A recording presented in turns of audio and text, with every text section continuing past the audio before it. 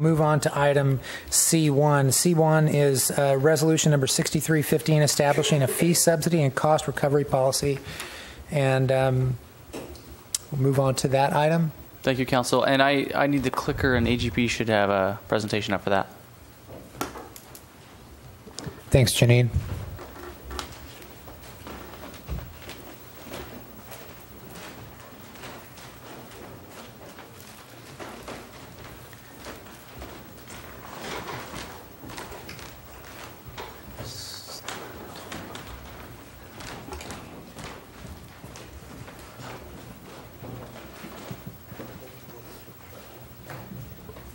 So this item, just really briefly, was continued from the previous meeting. We had a long meeting that meeting, and so we held it off until this one. And basically, for many months, we've been working on this issue. Part of this came from recommendations from management partners, and we'll kind of get into that in the history of this. In 2008, management partners recommended a cost recovery policy for the city of Morro Bay.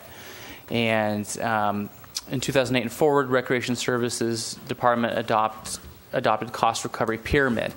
That pyramid also, I believe, was adopted by the City Council, and it kind of involved various tiers of cost recovery based on the level of community benefit, from very wide community benefit up to very direct service to a person. So going from spaghetti dinners, Christmas tree lightings as large community gatherings and events, up to, say, softball tournaments, which have a direct benefit to those people at the tournament.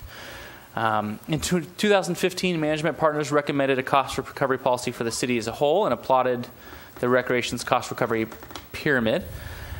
City Council sought a full cost recovery policy citywide, and then we began to basically review the fee schedule. The council has adopted it based on staff recommendation, but in the interim, we also worked on the cost recovery policy itself.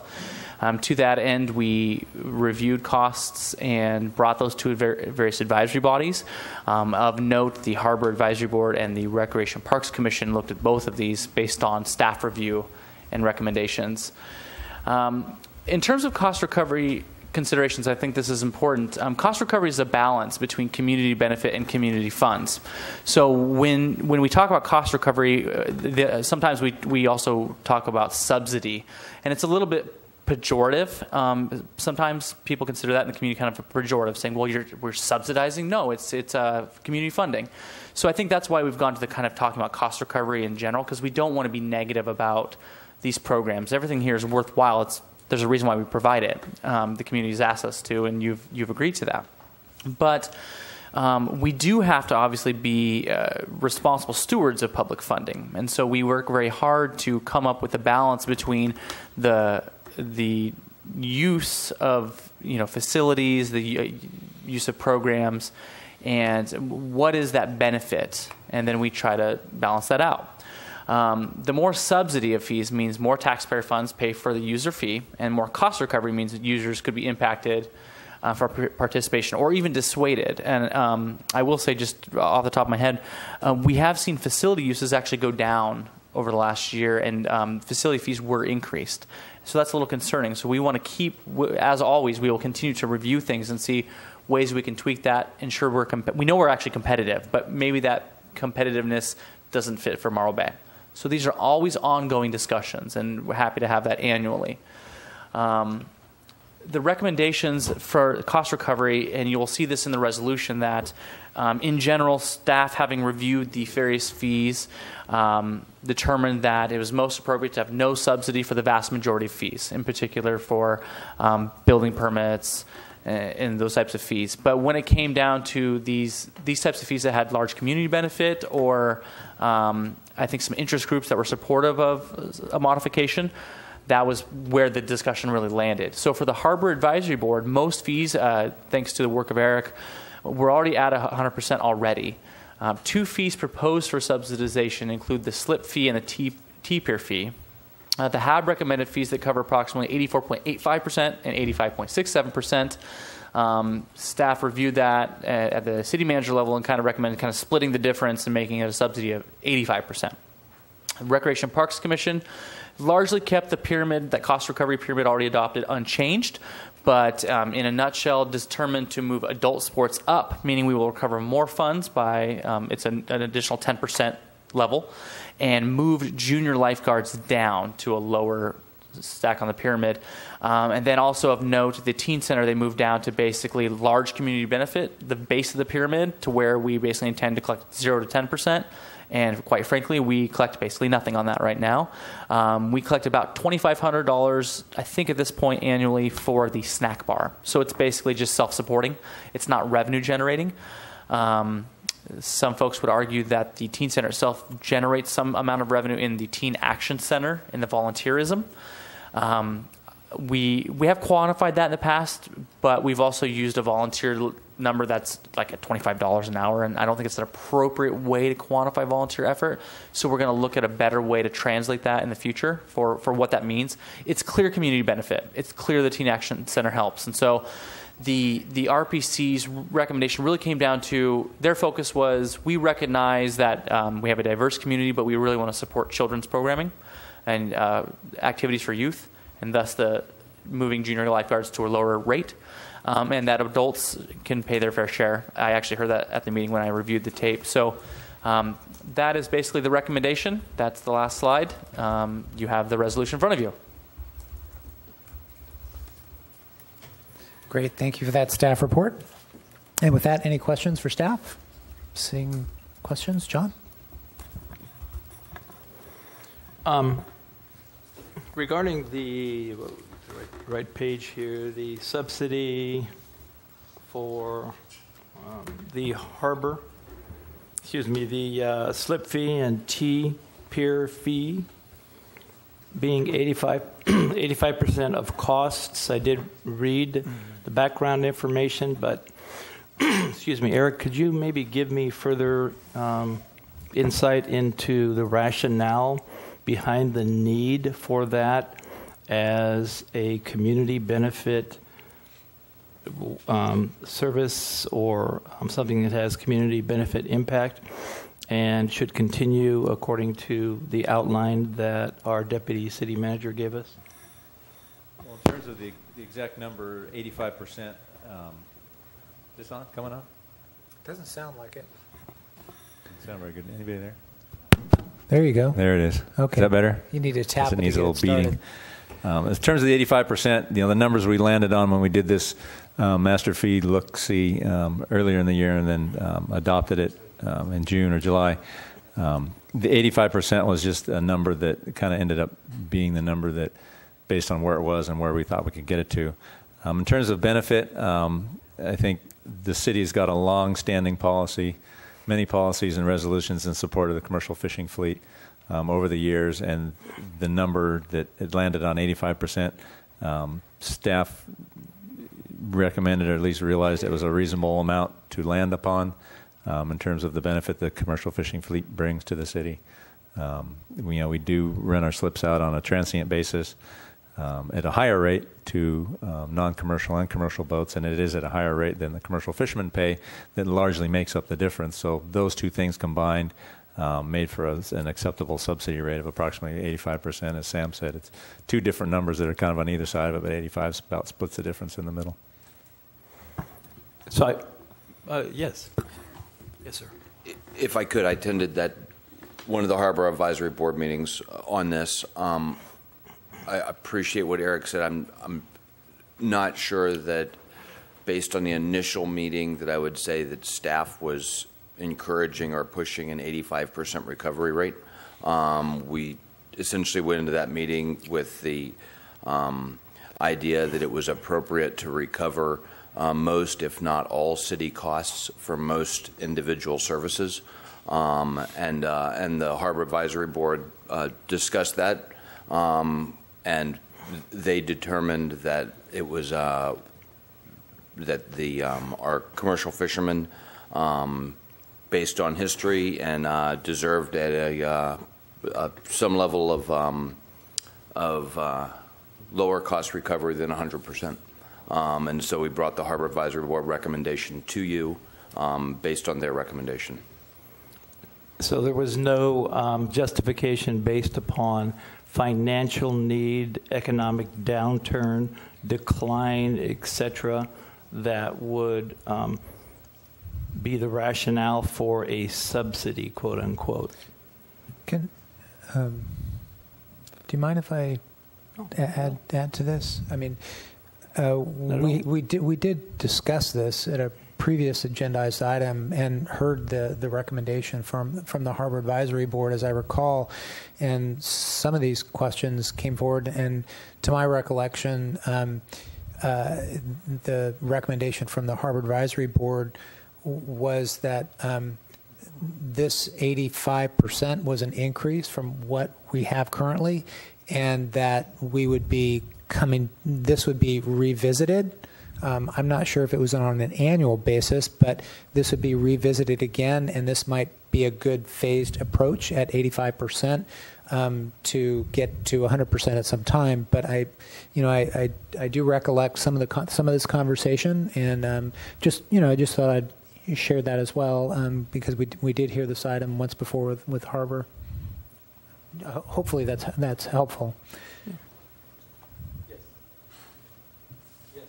Yes. Subsidize the microphone. No further questions. Thanks, John.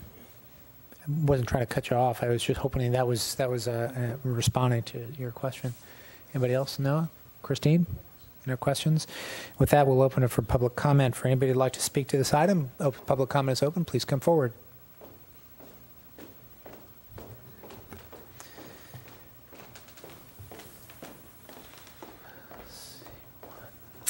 Good evening, Marla Jo, Breton Sadowski, North Morro Bay, and thank you for your attention to my public comment today. Appreciate that. I have a question, more or less, about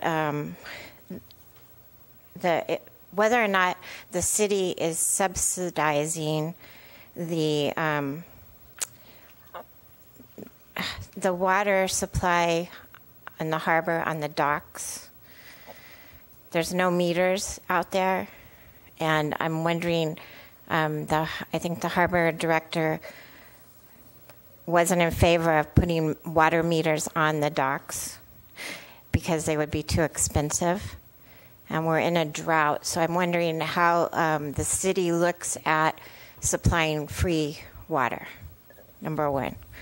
Okay, number two, I have two issues that are healthcare issues related, and just wondering how the city plays into, are we cutting funds at places that we should maybe not be putting them? And one is, I'm really concerned, and a lot of people are concerned about the showers at the Rock, the public showers not being operational.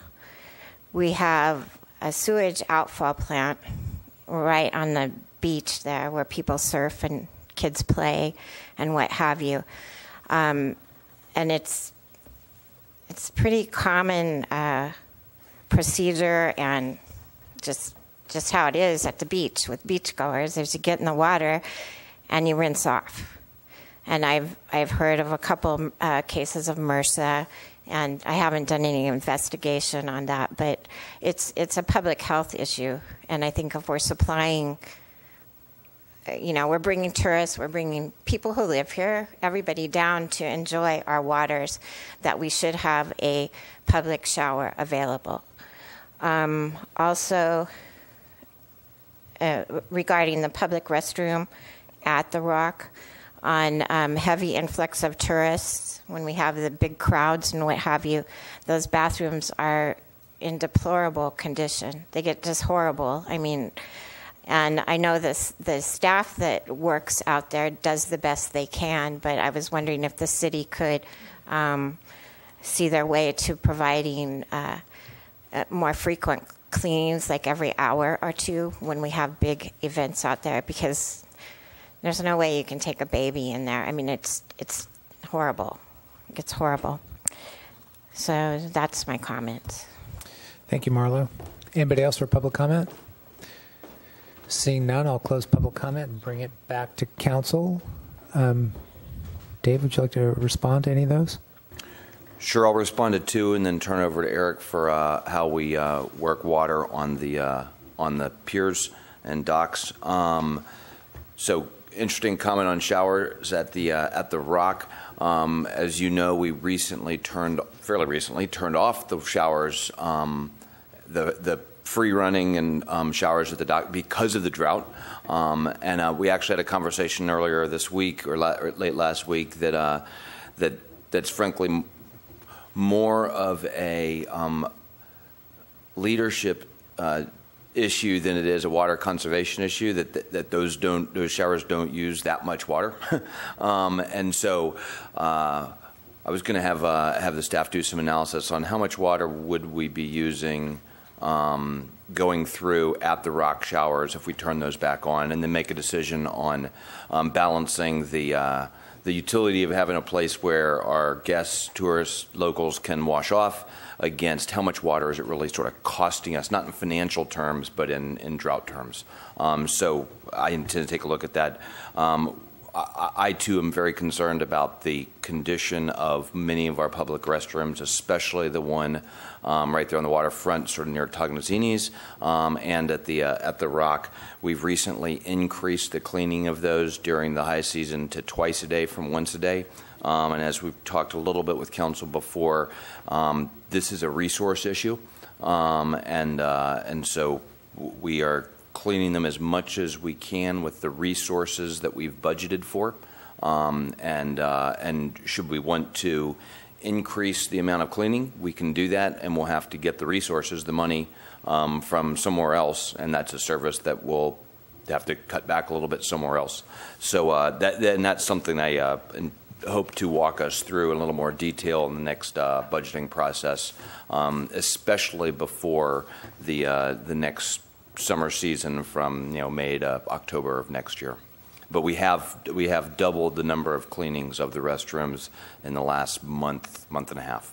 And then Eric, if you'd hit on the water on the piers and docks. Yeah, sure, I'd be happy to. And I'm going to tie it to the rates a little bit that Mayor Irons referred to. So in the reasoning we went to where we went, because it's tied to utilities. Our rate before we did the last change was $4.15 per foot per month for the slips. The 100% recovery rate that we identified after going through our analysis was $5.48. We landed on $4.65 through the Harbor Advisory Board, as Dave mentioned earlier, through 2 meetings with them, recommending that we at least recover the utility cost, in addition, which was we identified as being a total of 50 cents. So we went from $4.15 to $4.65, which is where it is today. So that's how we got from that. The rate we are now to that about approximately 85%. As far as the utility goes, my notes from doing all my cost recovery, I've got, and we do meter our slips.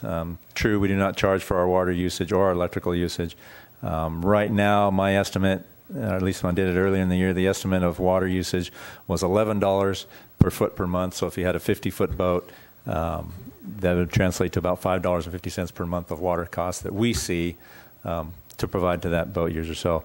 While water costs and electrical costs are a pretty decent-sized component of our budget, we do monitor it, and it's not an exorbitant cost, but we did recover the 50 cents to get the water and electrical use, which is the means for, or the reason we raised that up to $4.65. As far as my unwillingness to support water metering, I don't think I've ever made that statement. I've looked at this as being in this business for 20 years now, and ways to do it. Electrical metering is relatively simple to do, slip by slip. With modern technology now, with electronic solid-state components, it didn't used to be in the past, and a lot of municipalities and other marine operators are going in that direction. Individually metering of water per slip is not an easy thing to do. We did do some cost analysis on that, and I don't remember what the numbers were without going back into my notes, but it was fairly expensive to put on. And really the only way to effectively do it on the slips would be to put in some kind of a coin-operated or key card type system where you'd have to pay something to get water to flow versus metering. There really is no compact metering type system that's available to meter slips on an individual basis. So just to summarize that, we don't provide free water and electricity.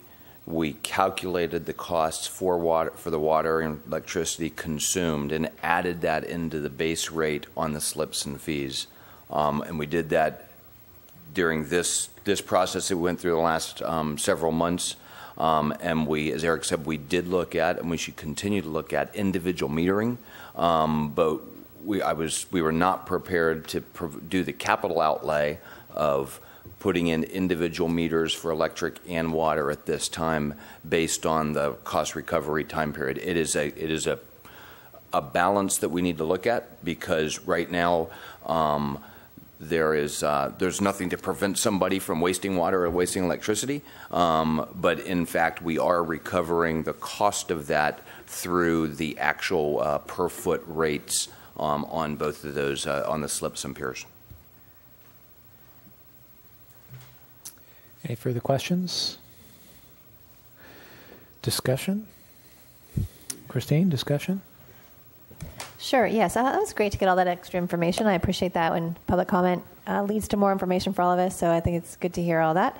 I am going to support the recommendations brought from the advisory boards. I am the council's liaison to the Recreation Commission, so I was able to reach out to our commissioners and appreciate their getting back to me. What I think they really did in terms of the Rec Commission in particular with this item is they looked at quality of life, and we did talk about that a little bit. We heard that comment at public comment this morning, and I think this is where we see quality of life issues most acutely is through our Rec program. So I appreciate the thorough review that the Rec Commission did of, which can be a super sensitive topic is, do you raise children's programs rates? And I think they were very thoughtful in creating what I would call defensible positions for why the rates are, why the fees are the way they are, and their rationale I thought was very well thought out, and I appreciate that. I also appreciate the thorough review in this case on the rec side by Mr. Taylor. It's one of the first chances he's had to sort of take a look at the rec department, and I appreciate the I'm going to say methodical, but in a good way of laying it all out so that we all understand what it is that our programs do for us and how much they cost. I also, as you heard me earlier tonight, I continue to support creative ways to reduce costs, thereby reducing the fees. That helps everyone. It helps the city, and it helps those who are paying the fees, and that would be for adult programs or children programs as well. So continue that, I would suggest. And there may be, other than thanking the advisory board members for getting back to me, and also appreciate the advisory board, the Harbor Advisory Board, taking the time to look at that item as well for them. But I'm ready to move forward, and I appreciate the openness in having this discussion. I also appreciate that it is a policy situation now we're into, not a throwing a dart at a dartboard situation, but there's a lot of reason behind why we're doing this. So I appreciate that. Thank you. Thanks, Christine. John? I too appreciate staff's input and all of the work that you have done to bring to us a very viable document, and also the Harbor Advisory Board and at least the rationale supplied for moving the subsidy up. Although I personally have a problem with subsidizing an industry that is not economically in need of a subsidy. When young kids often are subsidized by an organization that's been formed in the community to help support kids that cannot afford our sports programs, I personally would much rather see those dollars moved to that area of need as opposed to an area where there's really not a need for a subsidy. That is my moral and ethical dilemma. However, I'm not going to let that be a stopgap for supporting where we are. It's just a statement on how I feel about this, and it's an emotional issue for me in terms of kids, and this has nothing to do with the fishing industry. I support them greatly. I'm behind everything that they do. It's an important part of this community, but those are my comments, so thank you. Thanks, John. Noah? Yes, thank you. And, I tend to agree with Mr. Heading regarding that, because I think we have and would in the future take action if we felt the fees were threatening the fishing industry. I don't see us in that position right now. I also, though, hear what Mayor Irons is mentioning, which is the phased approach, and that's a nice thing to be able to do, knowing that we're going to be coming back to this and stepping it up to 85% this year, likely going to the next stage in the future year. I think that's probably the best thing to do for now, because it really isn't that much of a difference, and we're going to get there. I think probably part of the dilemma, and it's a serious discussion when we talk about subsidizing, because these fees directly support the very services and programs and infrastructure that we all depend on. And when we do subsidize, it's a serious decision. And I think so far where we're at and where we were is a big improvement. So as long as we keep on seeing the progress there, that's good. The junior guards, I think that to me is an excellent example of a program that doesn't only offer activities for our youth, but each one of those participants then becomes a potential lifesaver in the future. And in a community that's surrounded by as much water as we are, that's a great benefit in many ways. And I just did want to thank Mr. Buckingham for his initiative on reviewing the showers at the Rock, because I think, particularly now that we're through the bulk of the tourist season, it's an important thing to do. We've had amazing water quality based on the testing results over this last year, and recognized as no violations this last year. But that could all change very quickly with a major runoff event if the storms come in as quickly as they do. So I would wholeheartedly support reestablishing the showers at the Rock. And I think at this point, in regards to the fishing subsidy, I'd probably be more inclined to go along with the phased approach as Mayor Irons is suggesting. Thanks for those comments. And I think this is an example of, over the last year, we've been evaluating this city on many levels, whether it's our business license. We've addressed the community impact fees. It's just a matter of looking at our fiscal health. And so appropriately, I think we've been doing it thoughtfully. And, I'd like to thank our advisory boards as well, working through the process through Rec and Park, our harbor advisory boards, to give us the input on, what the community needs are. So that's a great step. So Sam, thanks for that as well. As far as the subsidy in the harbor, the subsidy doesn't come from the general fund, and I'll just look for confirmation. That subsidy is actually out of the enterprise fund. So, I don't know if that's much of a consolation, but from that standpoint, I think we, will have the opportunity to look at it again, and I think we are, in the approach that we have. So I'm definitely in support of this, with everyone's thoughts and considerations as well. So I'd make a motion to approve staff recommendation. Second. So a motion by Jamie, a second by Christine. Any further discussion? All in favor say aye. Aye. Opposed? None. Motion carries 4-0. Thanks for that. Before we go on any further, I just want to check with the audience. Who's out in the audience we have traffic control devices. That's an item on there. Is there anybody to speak to that item? None. We have first reading ordinance for municipal code relating to a $4,000 exemption. Is there anybody to speak to that? None. And then we have another item for first reading of municipal code for rooftop solar. Is there anybody to speak to that? Okay. And then how about, does anybody speak to the memorandum of cooperation for the Trident Winds? Okay. And the last one is the Amgen item. Okay. So with council approval, could we just go ahead and move some items around, and let's hear item D2, which would be our Trident discussion. Would everybody be in favor of that? Okay, we'll go ahead and make a move for that. So just for the record here, we've completed item C1. We've got item, so on unfinished business, we have C2, C3, to go back to, and we're under new business, and we're going to go into item D2, which is approval of memorandum of cooperation between the City of Morro Bay and Trident Winds, LLC, a Washington limited liability company regarding possible wind turbine project located offshore for the production of electricity. And with that, we'll turn it over to staff for that staff report. I have a very brief introduction to make. So I'd like to introduce Alla Weinstein and Brian Walsh from Trident, and they are going to present some information about the project that they are working toward permitting, and that's it. Alla. Thank you very much for the introduction. Mr. Mayor, Council, City members, and the public.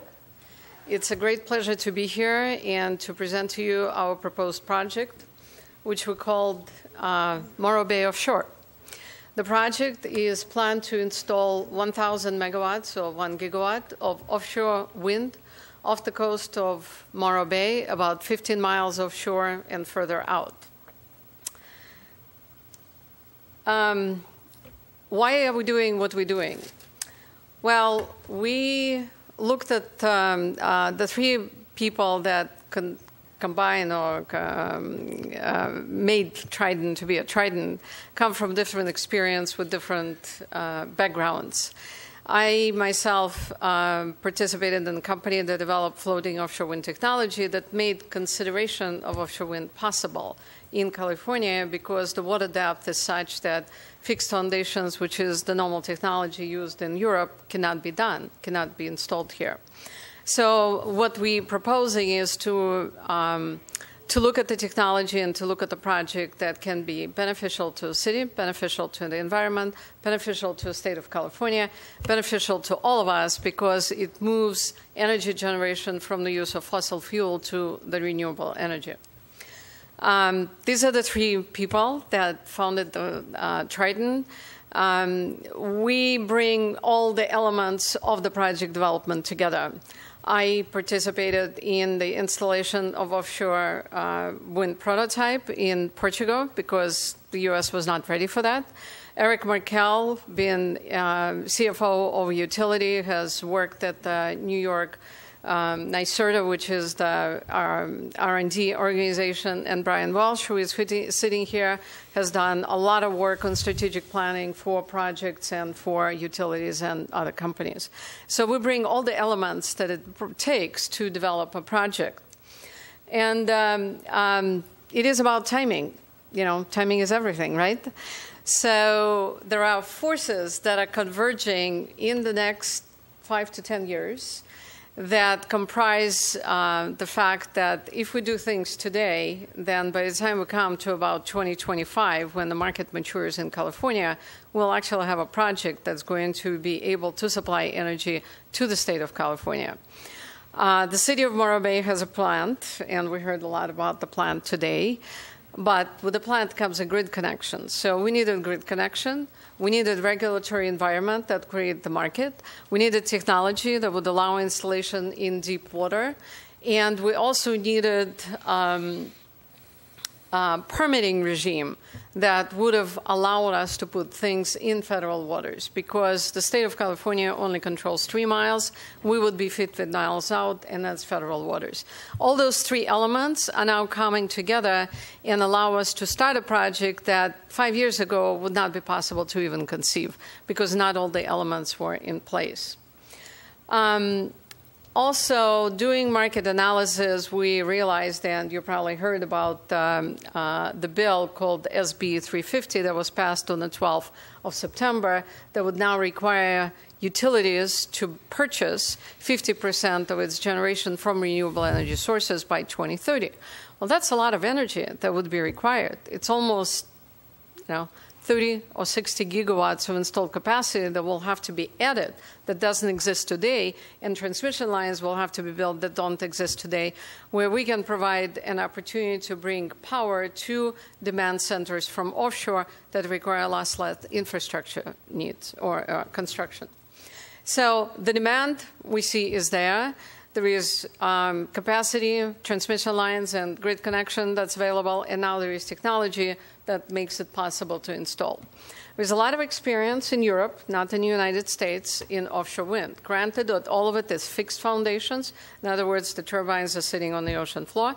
But as of the end of June of this year, Europe has installed 10 gigawatts, which is 10,000 megawatts of installed capacity of offshore wind that's already in generation. Also, over the last 5 years, 8 megawatts, granted it's not gigawatts, it's megawatts, of floating offshore wind has been installed around the world. So that's what gives us an ability to start planning now such that by the time the floating offshore wind technology matures, which will be by the end of 2020, somewhere around that time, we will be ready with permitting and with a planned development to start construction such that the plant can come online somewhere after or in the time frame of 2025.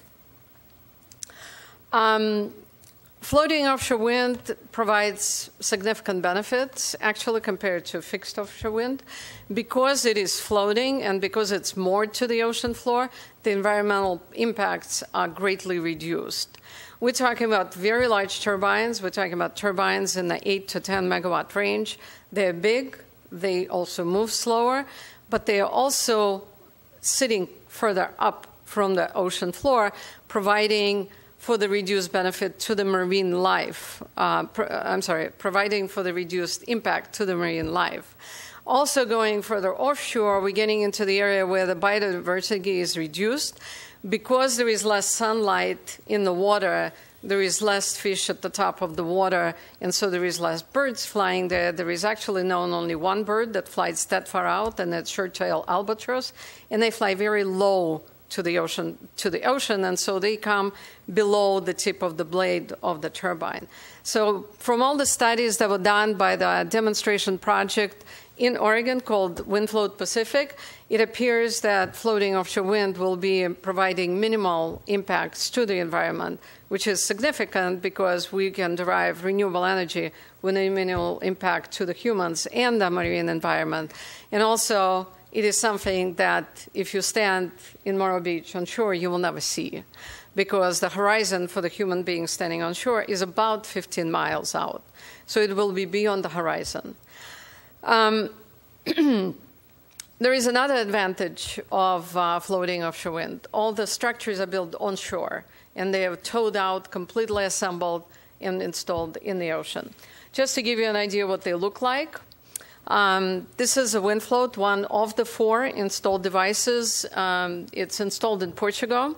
It took about 30 months to take it from the wave tank at the Berkeley, California wave tank to a little bit bigger wave tank called the Atlantic Ocean.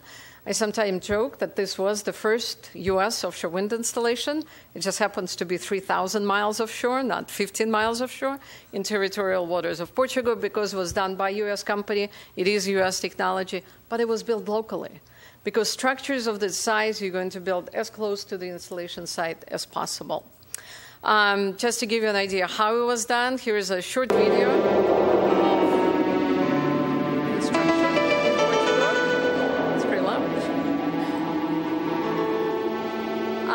Just to give you an idea, this was the installation using 2 megawatt turbine. Each leg is about 10-story building, just to give you a perspective of the size.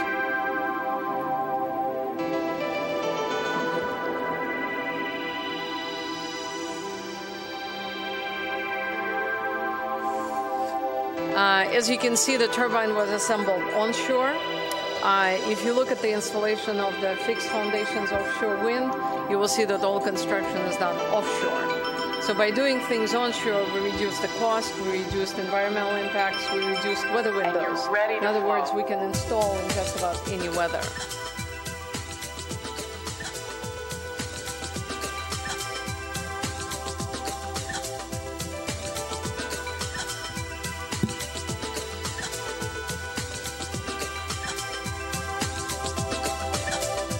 One more important element about offshore wind, in the United States we have a law called the Jones Act that prohibits foreign flag vessels coming to port if they operate in U.S. waters.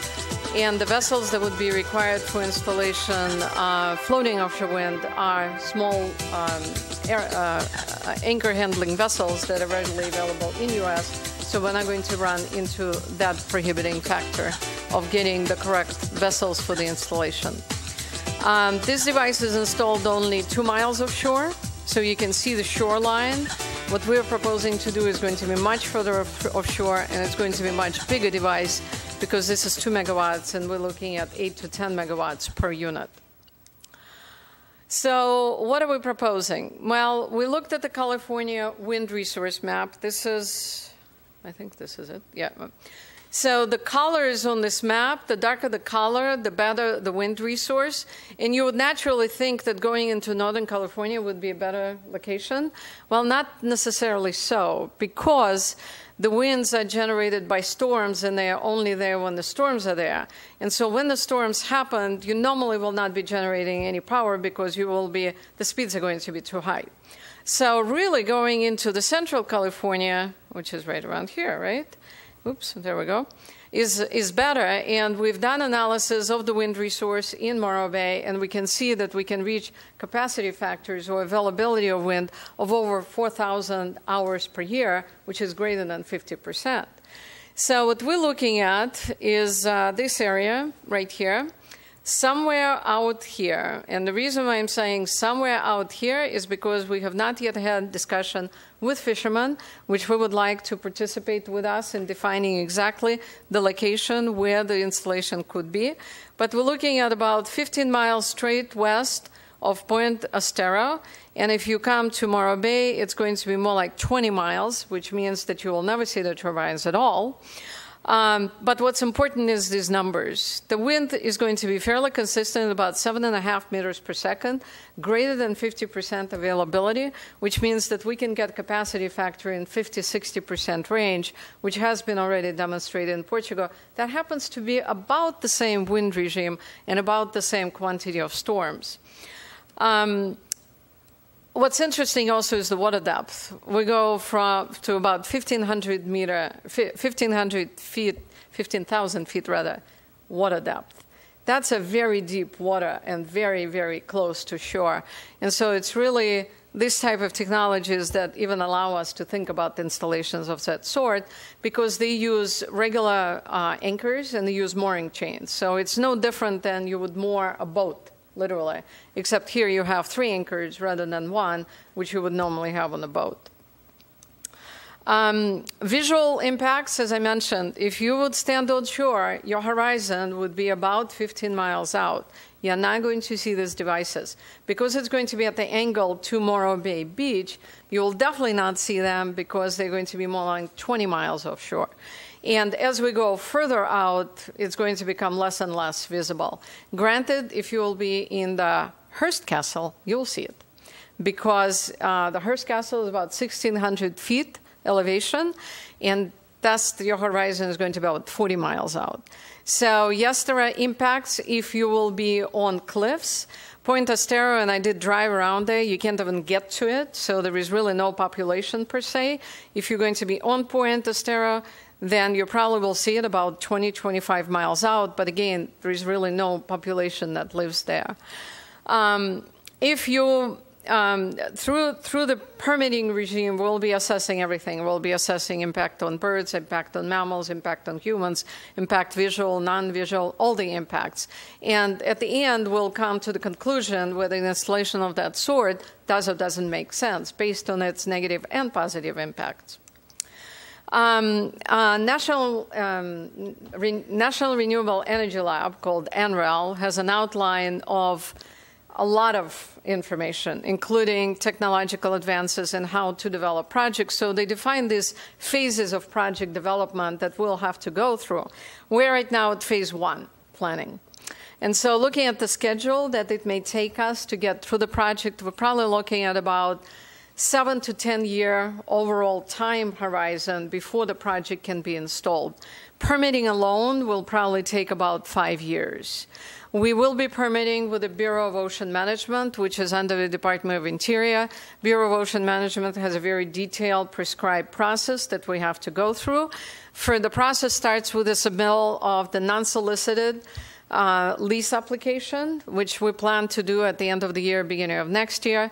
Once we submitted that, BOEM goes through the public process to see if there is any competitive interest in the location. If there isn't, then we get the preliminary lease. Then we have 12 months to submit the site assessment plan. And after that site assessment plan is accepted, including all the public commenting periods that have to happen during that, then we go into the construction and operation plan that normally takes anywhere between 2 to 3 years and the maximum of 4. So BOEM basically gives us 5 years from the time we receive the preliminary lease award till the time the construction begins. And that is what represented on that schedule. This is a list of the tasks that have to be done during the phase 1 and 2, which is the planning and preliminary lease applications. There is a lot of work, a lot of environmental studies, a lot of public outreach, a lot of design, state and local permits, and everything else that comes with it, including transmission studies, power purchase agreements, and it all culminates in a fairly large and extensive document called Environmental Impact Statement. The Environmental Impact Statement has to be written by BOEM. We cannot write it because we're an interested party. It has to be written by a federal agency, but they take inputs of all the studies that we have conducted, and then they come out with their own analysis. And so the work product out of our planning phase will be the site assessment plan, as I mentioned, construction and operating plan, power purchase agreement, and interconnect studies. So we are starting, and we started basically the work a couple of months ago. We came to the city of Morro Bay suggesting that we would do this project, and we would welcome cooperation with the city because we believe that city can shape how the project happens. City can shape how the project benefits the city. I heard a lot today about LEED and about a need to create, what was it called? It was called sustainable household jobs. Well, projects like this create sustainable household jobs for many years to come. Somebody has to maintain the project.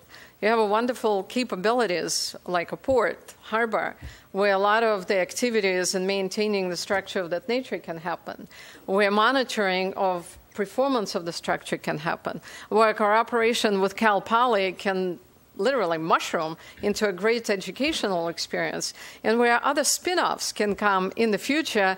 I know Brian kept telling me, well, we got to talk about, other things, and I'm saying, just take time, we'll come there.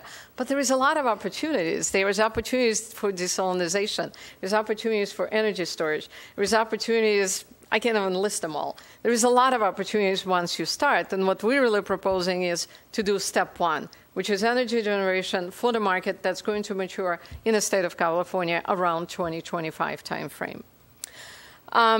We have done a lot of public outreach already. We've been to the city and met with the city council a couple of times. We've been to Cal Poly, had already 2 meetings there. We're going to be meeting with the Institute of Advanced Technology and Public Policy that was established by Sam Blakesley. We have a meeting scheduled with the California Energy Commissioner at the end of October. And tomorrow morning, we're meeting with the fishermen, and hopefully we'll be able to then put the map with actually saying, here is the area where things could happen. So based on the experience that I went through in permitting a wave energy project in a marine sanctuary in Macao Bay, it is a basic fabric of the company that all the processes have to be totally open, totally transparent, and we have to address everybody's concerns. Because we cannot just kind of assume, oh, I'm going to go and just put these things out there, and I don't really care what you think, because they're going to be out there and you are here. No, it doesn't work this way. We come to shore, we bring power to shore, people are people, and we have to address everybody's concerns. So we are very hopeful that the city of Morro Bay will cooperate with us, or we will sign this cooperation agreement such that the whole project can be shaped in the way that it benefits everyone. So thank you very much for your attention. And I'm more than happy to answer any questions that anybody can have. Thank you, Alla. Are there any questions? Noah? Yes, thank you for being here tonight. Just a couple of questions. Some I've gleaned from just comments from the community, and then a couple we got to go over initially when this was initially proposed. But I think it's important for the public to hear it. One that has come up is you are working through the Bureau of Ocean Management, but it does seem like there would be Coastal Commission components, particularly as we get near shore. If you could just talk about how that element would be included. Right. Part of the what happens when we submit the non-solicited lease application, BOEM is required to work with state agencies. So they're going to go to the governor and they're going to request creation of the working group. The same working, actually it's a task force, right? Same process already happened in Oregon, and the task force consists of the Bureau of Ocean Management and all the state agencies and other agencies that have interest in the space, like NOAA, like Fish and Wildlife, like Army Corps of Engineers, and things like that. So it's going to include California Lands Commission, California Coastal Commission, California Energy Commission, Fish and Wildlife, and every other agency on the list. Okay. Do you anticipate Coastal Commission would actually issue a permit for a component of the project? No, it will not be a Coastal Commission because it's going to be a part of the BOEM lease. The BOEM lease extends from the installation till we come to shore. And this component of cooperation or negotiation with the Coastal and Lands Commission is a part of their umbrella work. Okay. You reviewed the timeline nicely. Question about transmission lines. We are aware and have existing lines and obviously the switchyard on land, but how would the transmission lines be managed beyond what might be able to be adapted that's existing? We would come into the inlet, which is on the north side of Morro Rock, so there will be the units offshore, there will be probably over 100 units offshore. They will be interconnected with what's known as an inter-array cable. So it's a shorty cables connecting units together. There will be a substation offshore, and only one export cable is going to come to shore. So from 15 or 20 miles out, there will be only one line coming to shore carrying all power that would be made offshore. We would come into the inlet on the north side of Morro Bay, which is already a structure there. So we're not even building anything new, and use so-called horizontal drilling technique, which kind of bores a cable route under the ocean, under the shoreline. So there will be no trenching or no impact to the ocean, to the shoreline itself. And that trenching goes to the about 5 or 10 meters out from the low tide line. So it's really going to be in the ocean itself. So we're going to do or make minimum environmental any impact to the shoreline itself.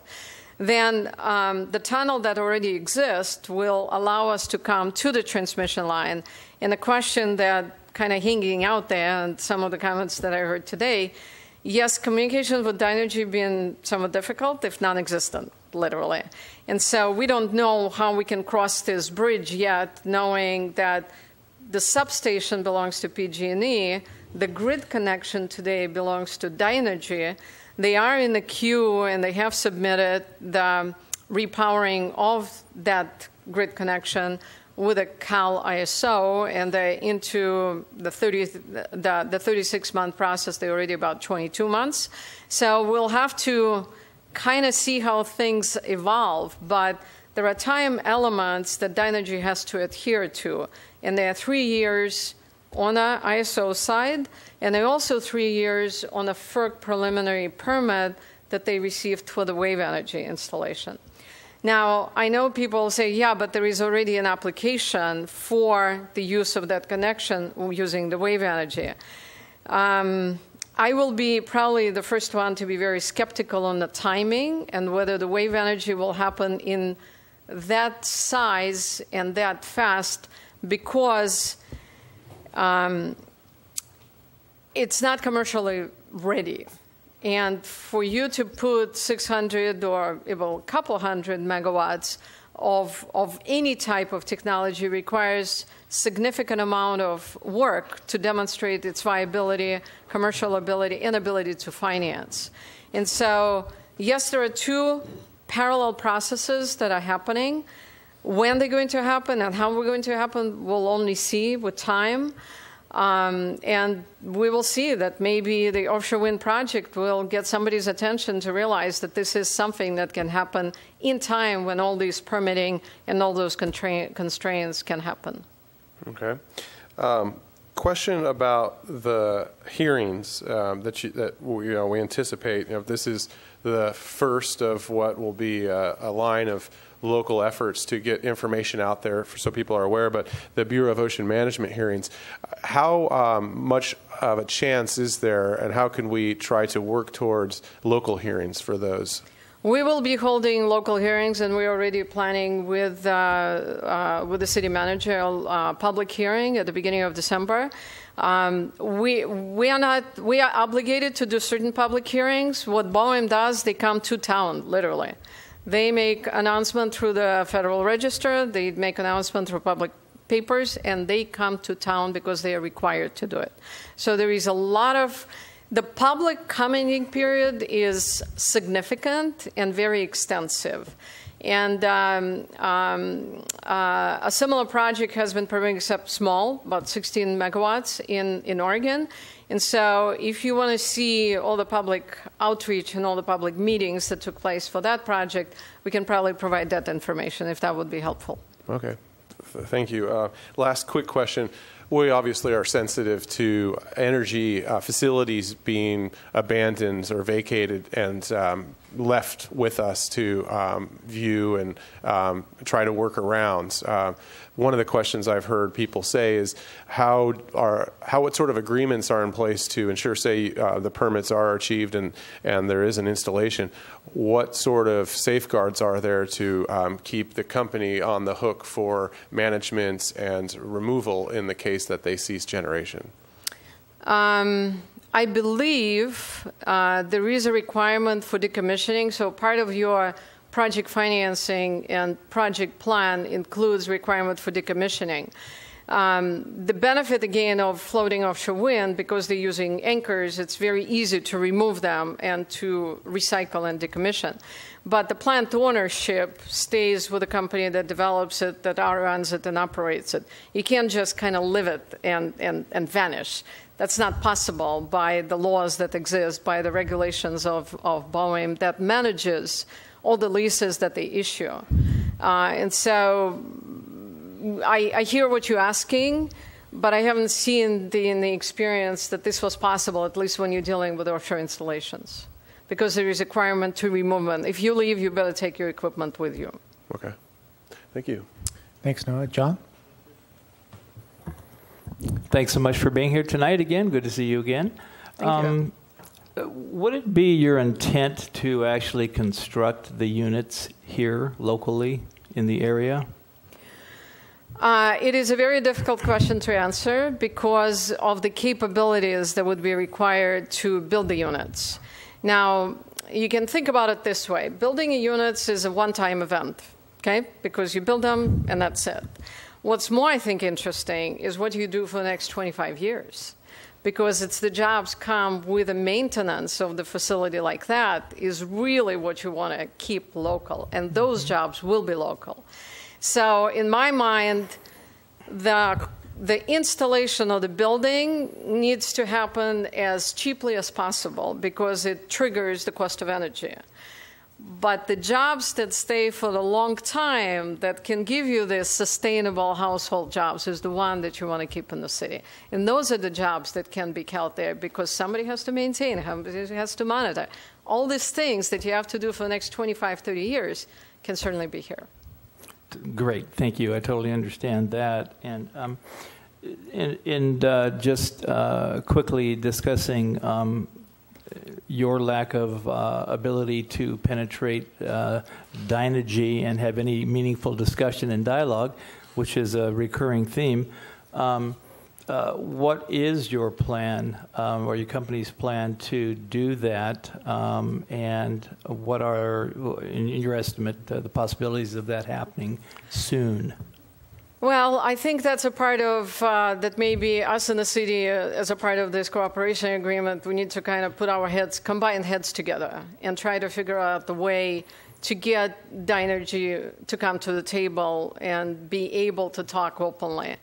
There are a couple of, as I mentioned, there will be certain forces that are going to be pushing them to make a decision. And these forces are related to the ISO, and these forces related to the FERC permit.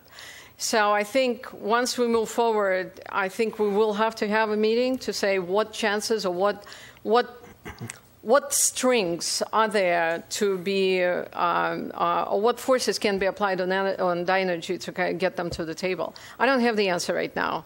Our attempts to just call them kind of resulted in very little. You know, it's like a script. Here, I'll read you on the phone what somebody told me to tell you. But I think there are other things that will come and play. And some of them will come maybe from even California Energy Commission. Because now that the law is in, right, and the state has to meet its 50% renewable energy targets by 2030, the amount of energy that the state needs is enormous. Somehow you need to make it happen. So if we see that things are not moving because somebody is sitting on a grid connection, I think there will be other forces applied on Dynergy as well. And your technology, as I understand it, really allows you to, from a science standpoint, really concentrate energy with the wind units that you have because of, I forget what you call it, but the special attached unit. In other words, the generating capacity of the units that you're building apparently appear to me to be much superior than current technology that has to do with wind energy as we know it now, or wave energy? No, they're not concentrating wind energy. There is no difference between these wind turbines and any other wind turbines. They're the same. They're built by the same manufacturers. The advantage of this particular technology, and there is, like I said, there are 4 of them right now. There are 4 different principles, is ability to install them in deep water, first of all. The advantage of the wind float, as one of the examples of technology that was developed in California, in Berkeley, you know, that is where it was conceived, and actually the company is still there, is that it is very flexible in where it can be installed. It doesn't require as deep of the water as some others do, but it doesn't matter. We have such deep water that just about anything will work there. So no, it's not as a concentrator. It's more flexibility in siting, construction, and things like that. Good. It's the resource that's really good. Right. Good. Thank you. Christine? Yes, thank you very much. Thank you very much for talking to us. I know it just really briefly, I think it would be good to explain. I'll do this now. We can do it again. That you and I have met one time individually. We met with you and I'm going to say not this gentleman here, but Mr. Markel. Eric Markel. Yes. Right. So it's only I've only met once, and then realized that this needed to come to the public. So that's how we got to here today. And this is just the first opportunity for Morro Bay to hear this opportunity that was presented to the city. Okay. A few questions. So we talked about your relationship with Dynergy. How about your relationship with PG&E in terms of the switchyard? The PG&E relationship is pretty good. We talk to them continuously. They kind of they don't have a lot to say because they don't control the grid connection. They own the substation, but they don't control the grid connection. So even when we manage the grid connection, then the PG&E comes in line, but we have a very good relationship with them. Okay. And then what do you see as just the biggest challenge in this process? 2 or 3 things that are going to be a challenge off the top of your head. Well, the permitting is going to be a challenge. Like I said, there are 3 things that you need to make the project successful. You need to have a market, you need to have technology, you got to be able to get through the permits. The first 2, I'm very confident about. The market will be there, technology is getting matured. Permitting is another story because We know it can be done, and it's been demonstrated from WindFloat Pacific that you can go through the Bowen process. In California, we knew that California Coastal Lands Commission will be a challenge. What we didn't know when we started, that there was also sanctuary nomination. Sanctuary nomination creates another layer of question marks, though it's a very lengthy process, and it is not a given that nomination will result in a designation, but nevertheless, it is something we need to deal with, and so that's something we didn't know about. It's more of a time that it's going to take us to get through the process. At the same time, we're very encouraged because already today, CPUC is looking at putting offshore wind as a part of their RPS calculator. In other words, they are looking at potentially using offshore wind to satisfy the demand. And so it's a conversion of forces that are going to happen at a certain period of time, and we just have to start the process. You know, it's not going to happen if we don't do anything. It's not going to happen if we're going to wait until 2025 and say, oh, market is ready now. Mm-hmm. No, we just have to get going because it will take us about 5 years to get through the permitting. It's just a given. Okay, great. And then something that hasn't yet been mentioned, but I do appreciate all the great questions that have been asked already. So thank you so much for all of those. What about the birds? The birds. As I mentioned, as you go further offshore, the biodiversity decreases. It's just natural, right? From what studies that were done in Oregon and Northern California, there is only one bird that flies that far out, and that far out being 15, 20 miles offshore, because there is really not enough food there. Yes, seagulls do fly out there, but again, they all concentrate closer to shore, because that's where there is food. So all the birds that you see on shore, they don't exist that far out. Now, I'm not an expert, but there is an expert that's called PNNL, Pacific Northwest National Lab. It's a lab, it's a U.S. national lab that's located in Tri-City, Washington. I already spoke with them today, and when we have the next meeting, which we are scheduling with the Audubon Society, they're going to come and they're going to present all the studies they've done on the marine and marine flora and fauna, because they've done the migration routes of all the whales, of birds, and everything else. These are the studies that we're going to be able to benefit from because of the other project that done it. It was about that thick of a report on all the environmental elements that may or may not be found offshore, and that report will become available because it's a public report that was done under the Department of Energy contract. Okay, and that as you said, but I just want to make sure that includes marine mammals and absolutely everything. Okay, and then lastly, can we have a copy of the PowerPoint that you shared this evening somehow? Have that it's on your computer. Moving forward. Okay, so then I'll direct that to staff. You have a copy. I think it would be great to have everyone have access to this as soon as possible. Staff has it, and we'll put it on Hot Topics tomorrow. Okay, great. So those are my questions for now. Thank you very much. Thank you, and I'll thank you for coming. I did want to go through the ex parte as well. You and I have met, Mr. Markell and I have met, Brian and I have met, and to be clear, the prior meetings, it wasn't a Brown Act meeting. I think the first approach was, hey, we're interested, and then the introduction was, hey, we want to at least daylight this, and so there was meetings with separate council members, one by one, kind of much like the wave energy concept that came through once before. So I just wanted to clarify that. And so if we weren't going into this memorandum of cooperation, would you be proceeding through this through all the regulatory evaluations and permitting processes? Absolutely. Okay. We have to. Yep. So, and then for our city attorney, is this memorandum of cooperation binding in any way? It doesn't acknowledge any kind of commitment on the city to anything.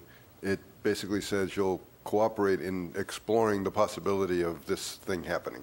Right. Okay. And so we're not necessarily obligated, as far as it says support, but I guess the question for staff as well is, as we go through this support, how much staff time that is involved in something like this. I mean, I understand the letter of cooperation, but I think we need to be clear on the level of support and the financial cost to the city regarding staff time, facilities, things like that, through any kind of outreach that may take place within the city. Is that? Can you respond to that, Dave? Yes, thank you. I think that's one good reason to have some sort of memorandum of cooperation or something. It gives me the ability to put the presentation on the website and do some things with public resources, because you have indicated that cooperating in a non-committal way is a good use of time. And I will be quick to report to you if we're having a significant investment of resources, particularly time, that is affecting other priorities. But I would say that's probably one good reason to do something like a memorandum of cooperation, which is why we're sitting here, so that there's reason for staff to spend some resources, the time resource, working with Trident, and they've been very good to work with so far, and are not taking much staff time at all so far. We've helped connect them with the Morro Bay Commercial Fishermen's Organization and other local organizations. As soon as I get them linked up, then they make the meeting happen. And so and this is an informative question, but it's also prompted some thought as we go through the conversation. I don't imagine that type of participation in staff work would be much different if some other business or entity had some questions for the city. Hey, we're exploring this idea. There would be some cooperate. That's just the natural business cooperation that we would do in that case. So, I mean, comparably speaking, I think that is reasonable to assume. Very much so. We've spent a few hours here and there with other parties that have been interested in the Morro Bay Power Plant. We go out and look for businesses that might want to and spend resources to help attract businesses to come and plant their business in Morro Bay, like Elemental Herbs and the Sun Bulletin building. So this is a natural thing that the city should be doing. Okay. In addition, Mr. Mayor, not that Trident doesn't have a lot of credibility, but this would also help their credibility in the world and that they have to deal with, because they know a city is willing to at least show some cooperation. Understand. Thank you. Ala, thank you. I think that'll conclude our questions. And at this time, we'll open it up for public comment for anybody who'd like to speak to this. Public comment is open. Please come forward.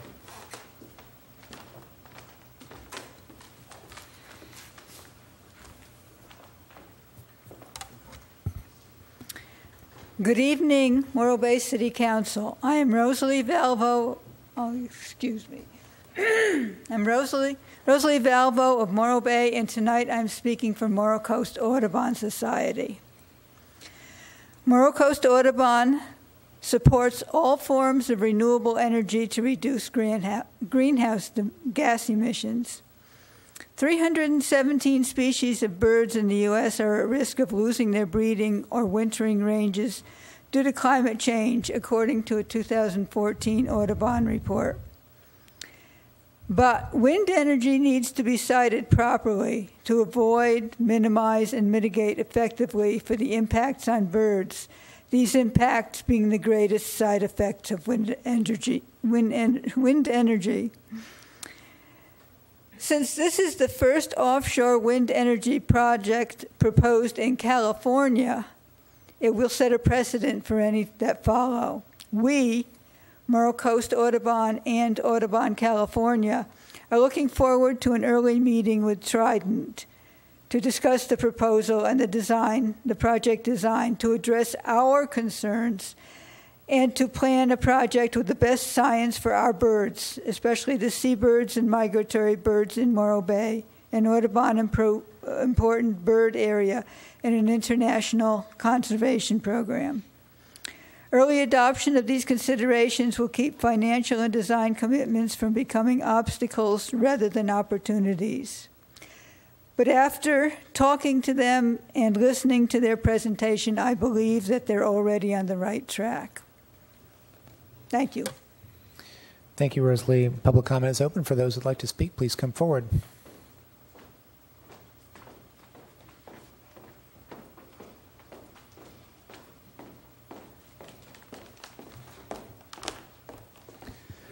Good evening again, Marla Jo Bruton Sadowski, North Morro Bay. This is, thank you for agendizing this for the public. This is the first time I've seen any presentation here. I'm concerned about a memorandum of cooperation mock. I don't, and from questions from the mayor, it doesn't sound like we fully understand exactly what kind of commitment that is. And as a community member, I would be cautious to approving an MOC when we don't really know exactly what that means. As far as the Bureau of Ocean Management, they're under the Federal Department of Interior, and the Federal Department of Interior and the California State Lands Commission just did a property swap in California, and it's a pretty big deal. It was, I think, last week or the week before, where the state lands traded UC property, University of California property, to the Federal Department of Interior. And the Federal Department of Interior transferred a large portion of desert land in Southern California for solar renewable energy projects. I would be kind of leery of that, but at the same time, as this swap went around, so I think that California has an idea about where they want to get their renewable energy, and they have a good idea about getting large quantities of solar from land-based areas. At the same time, there's a request from Senator Feinstein to President Obama to designate 3 new national monument areas in Southern California desert. The Coachella Valley area to San Gregorio Mountains, that one's called Sand to Snow Monument. There's a Mojave Trails Monument, and then there's, I don't remember what the third one is, but it's all down in Southern California in that area there, so that large areas would be receiving federal protection as monuments, national monument lands, millions of acres. So we have on one side we have the federal government asking or looking into designating huge areas of land base for protection and huge areas of land base for renewable energy. Thank you. Thank you, Marla. Anybody else for public comment?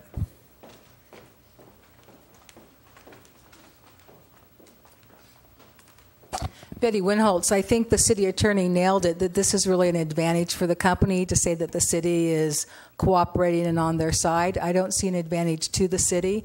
I think we're in over our heads. This is a major international company. This is a big to-do. I don't feel like we know what we're doing to say that we're cooperating. I appreciate the point that we don't know what that's going to cost us in terms of time and personnel, and that's not delineated. And I don't think there's any rush to do that.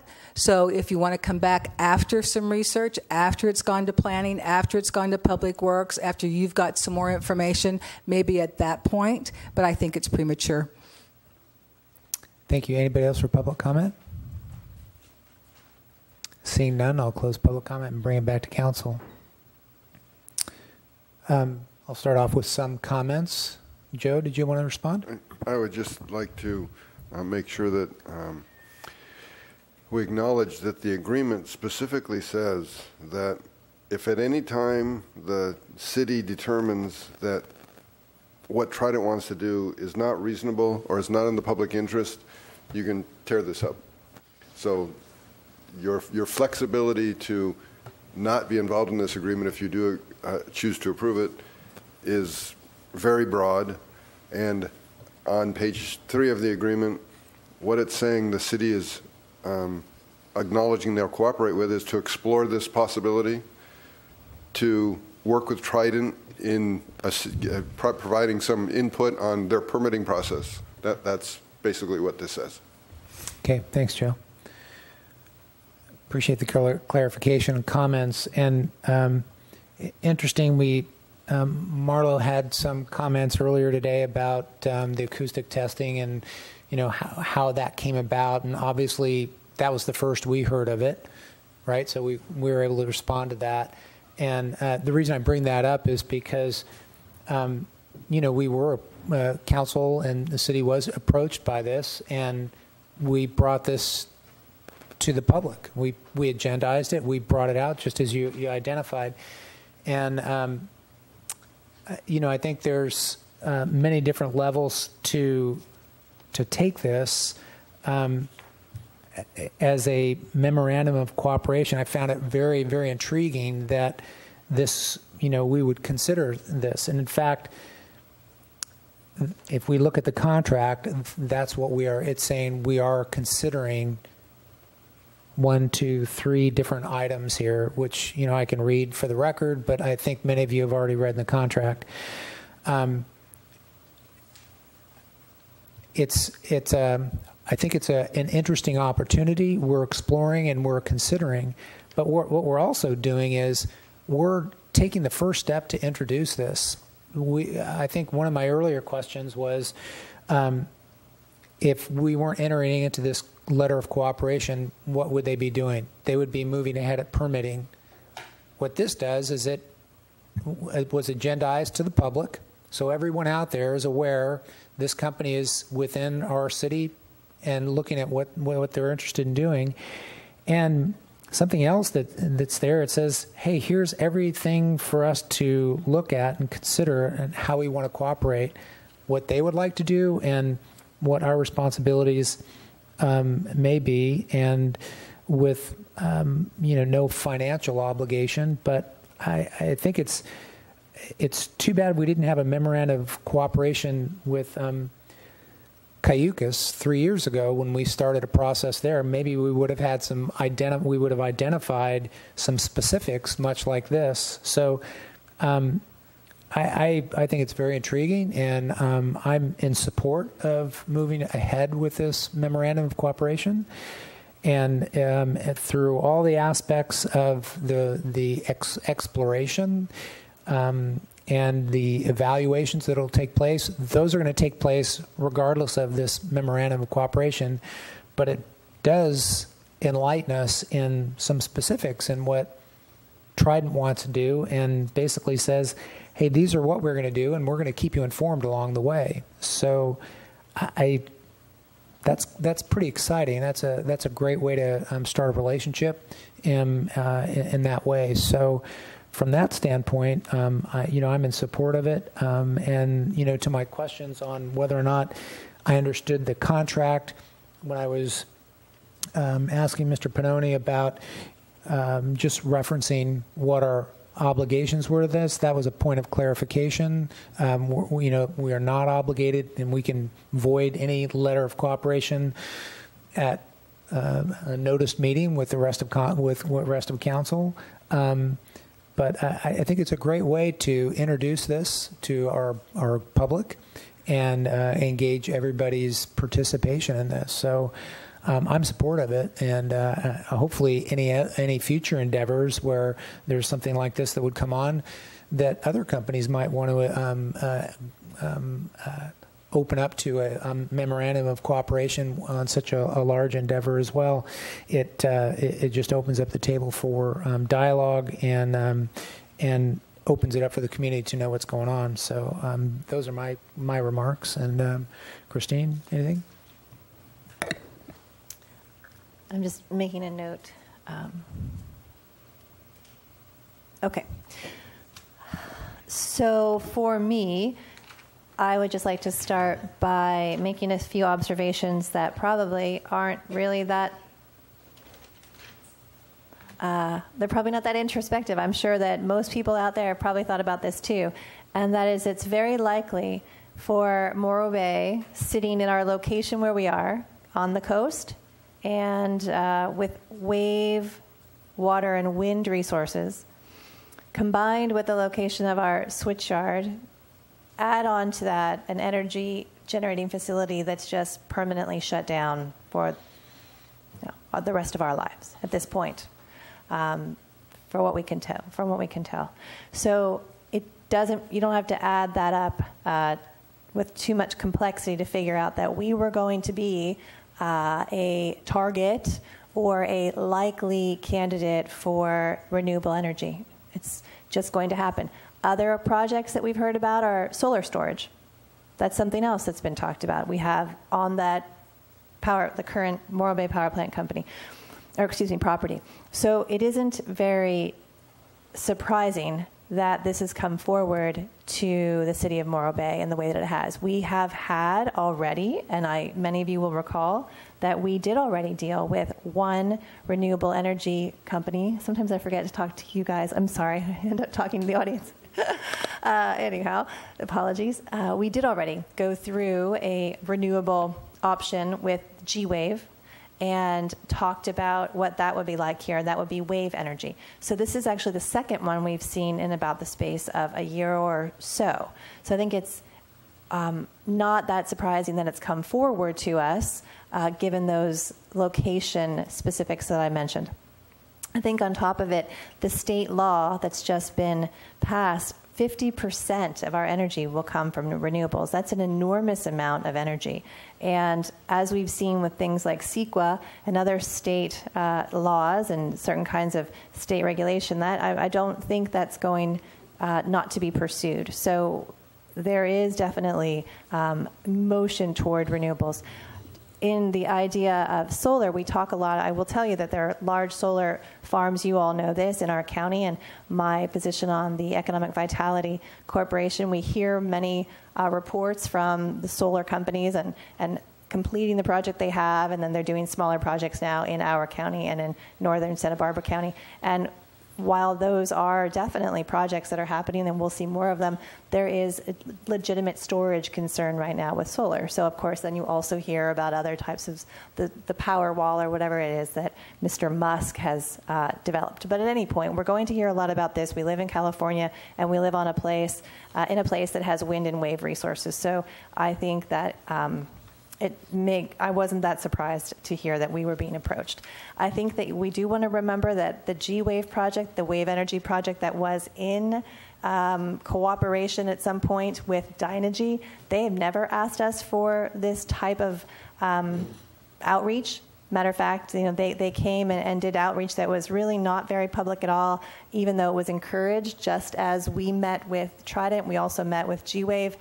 As is our, what happens a lot of the time. People come and want to talk to your council members, and we encourage them to please get out and talk to the public. And if you'll recall, there never was a public meeting with G-Wave for anyone other than a very small, limited portion of the. I believe they met with the harbor. I believe they met with the fishermen, the commercial fishing. But I don't recall they met with any other large group. I don't know if they met. I believe that they perhaps did meet with Fred Collins, perhaps on the sanctuary, but there wasn't a large outreach, and they weren't planning to do more. And then I'd like to remind the community, too, what the outcome of that was. The city wrote a very detailed, very pointed letter that discussed all of the concerns we had with the siting of the wave energy project. So we were told one thing by G-Wave in our meetings, and so was the fishing community, and then it turned out then when they made their official application, they set up a very different location. And the city responded to that immediately and sent a very detailed letter outlining all of the things that we were in opposition to. Now, unfortunately, that project did get the pre-approval from the federal government, but we are on record now and can be again in the future in opposition to the things that we saw. So when I look at that experience that we've had, on top of the experience that we have with Dynegy and the access we have to their future plans, I think it does behoove the city to come into an agreement as simple as we possibly can make and is easily to get out of if we need to, but it puts it on the map. It puts Morro Bay at the table. This is a concern for me that it would move forward without us knowing about it. For me, it makes good sense in terms of what's your government doing and why are we doing it. I agree that to put something on the website without an agreement wouldn't be something I would normally support at all. We don't do that regularly. But if we are in agreement that this is something we want to be kept aware of and participate in moving forward, then it makes sense to formalize it in this way. And, in general, I think just a comment I think about a lot is, are we ready to embrace alternative energy sources? Are we ready to do that? How far do we want to secure our energy future? I mean, these are questions that we're going to struggle with, but certainly the generation behind us and behind them is going to struggle with it. So what we do and how we behave when these projects come forward to us is going to be definitely our legacy to generations that are behind us 20, 30, 40, 50 years. I appreciate that the quick response on the Audubon's issue that I was made aware of and passed along, and I appreciate us taking seriously the citing of something in response to not just birds, but to all marine creatures and everyone who would be living and moving around. I also think recreational boating at some point would have to be explored to find out how people are using that part of the ocean recreationally as well as for commercial fishing. I think it's really important for us to move forward and think about how we integrate responsible sources of energy, but also how to site them responsibly. And so in Morro Bay, what does that mean? To account for our natural environment, and then to account for our current and future fishing grounds. So those are two things that we did go on record with Dynegy about during the WAVE technology discussion.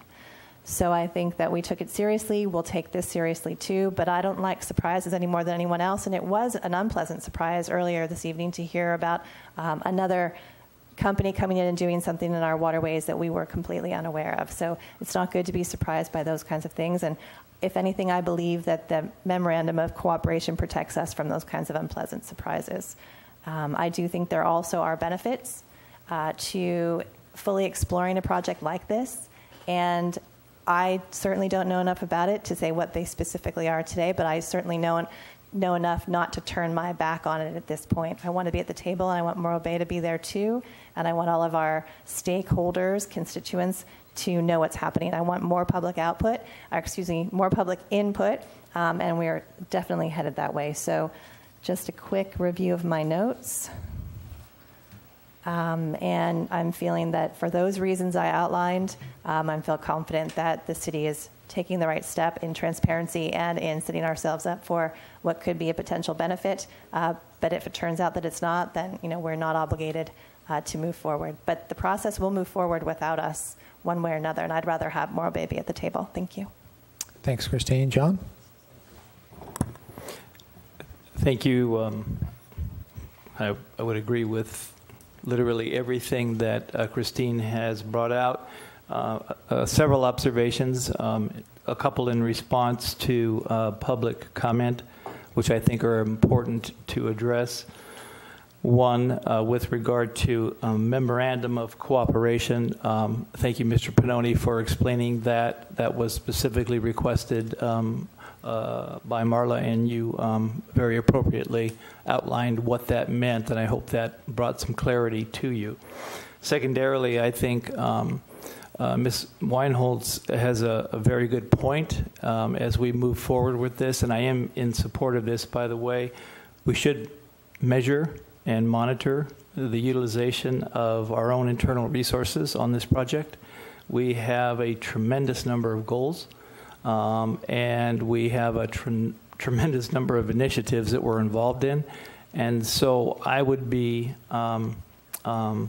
as we move forward, if we move forward with this, I think it appropriate to hear routinely from staff how much time this is taking and how much staff resources are being used on a monthly basis or quarterly or whatever Mr. Buckingham thinks is the appropriate reporting time, so that we feel comfortable with that. From the standpoint of being where we need to be, this document is something that, one, is not exclusive, So therefore, it doesn't bind us to not be able to talk to anybody else. But what it does do is memorialize a community's desire to buy into the concept of renewable energy, which I very much do, and two, to have a seat at the table for the potential of a type of energy that, in the limited research I've been able to do, has a possibility for achieving success. And to be part of that, I think, is advantageous to the community, advantageous to us as a council, and economically advantageous to the county. And so for all of those reasons, I am very supportive of this and would certainly support moving forward with the memorandum. Thank you. Thanks, John. Noah? Yes, thank you. And also, I agree with what's been said and appreciate Trident's responsiveness to, I think, what we all individually asked for, which is a strong public engagement process. And I completely agree that when that was the calling to G-Wave and other proposals through Dynegy, that was just blown off. And it showed, and we responded appropriately. I think what this MOC does is outline the commitments to have public engagement as a key priority. And I think that's probably the most important thing we can facilitate with this is help with the public information. We saw earlier how frustrating it can be when we feel like when we're caught off guard. And that's something I think staff can facilitate with limited time and is probably, again, the most important thing that we can offer to this.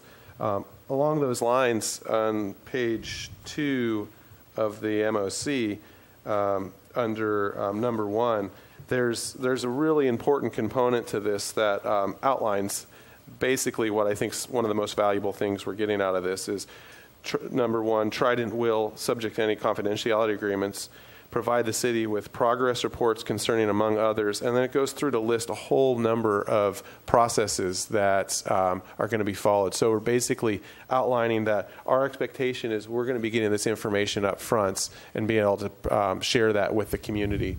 And that's something that has never been offered before. And for us to be at the table with those commitments is very important. And then, of course, number 2 is all about best efforts to help engage with the citizens and the city representatives. Another important component to this is the potential impacts to marine, wildlife, and ecosystem, as well as the other things Christine started to list, which is recreational opportunities, navigable channels, cultural resources, visual resources, and the fishing industry. So these are all important things that we're outlining here. Of course, we reserve the right to pull back from this and to make comments one way or the other on the project as it goes through the process. I think it's too early to judge. I'm hopeful that we're going to keep an open mind to this and engage and get good, clear information that we can make our decisions off of, and really be open to analyzing the idea. And that's what I think we're doing here. So I'm looking forward to further exploration and engagement on this, and we'll be calling for additional workshops, which will continue at December 10th, I believe, as the next one, which will have a little more open format as well for some direct Q&A with the public. So we're on the right path with this, I think. All right, Noah and colleagues, thanks for all your comments. And with that, without any further discussion, I take a motion to approve the memorandum of cooperation between the City of Morro Bay and Trident Winds, LLC. We have a motion by Christine, a second by Mr. Heading. Any further discussion? Seeing none, all in favor say aye. Aye. Opposed? None. Motion carries 4-0.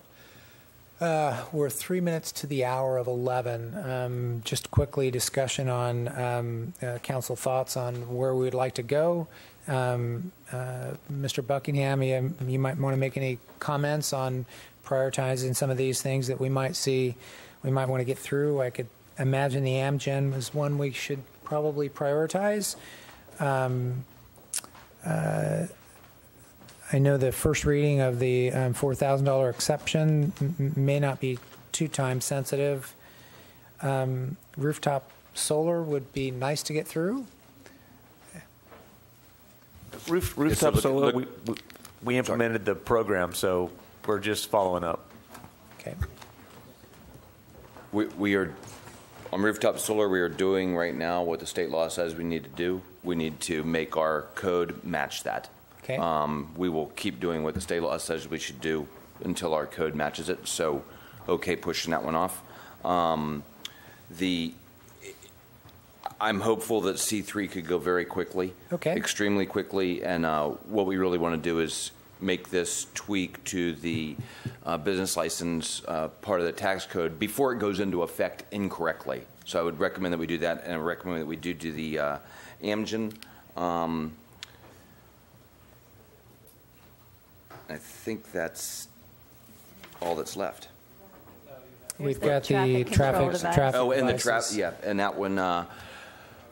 There's nobody here to address it. There's nothing pressing on that. There's nothing pressing. We have not put the sign. It's probably a longer discussion, even without people. I agree. So I'm happy pushing that one off, and if we would do Amgen and the. So item D1 and D3 we can get through tonight, and then we can continue item C2 and C2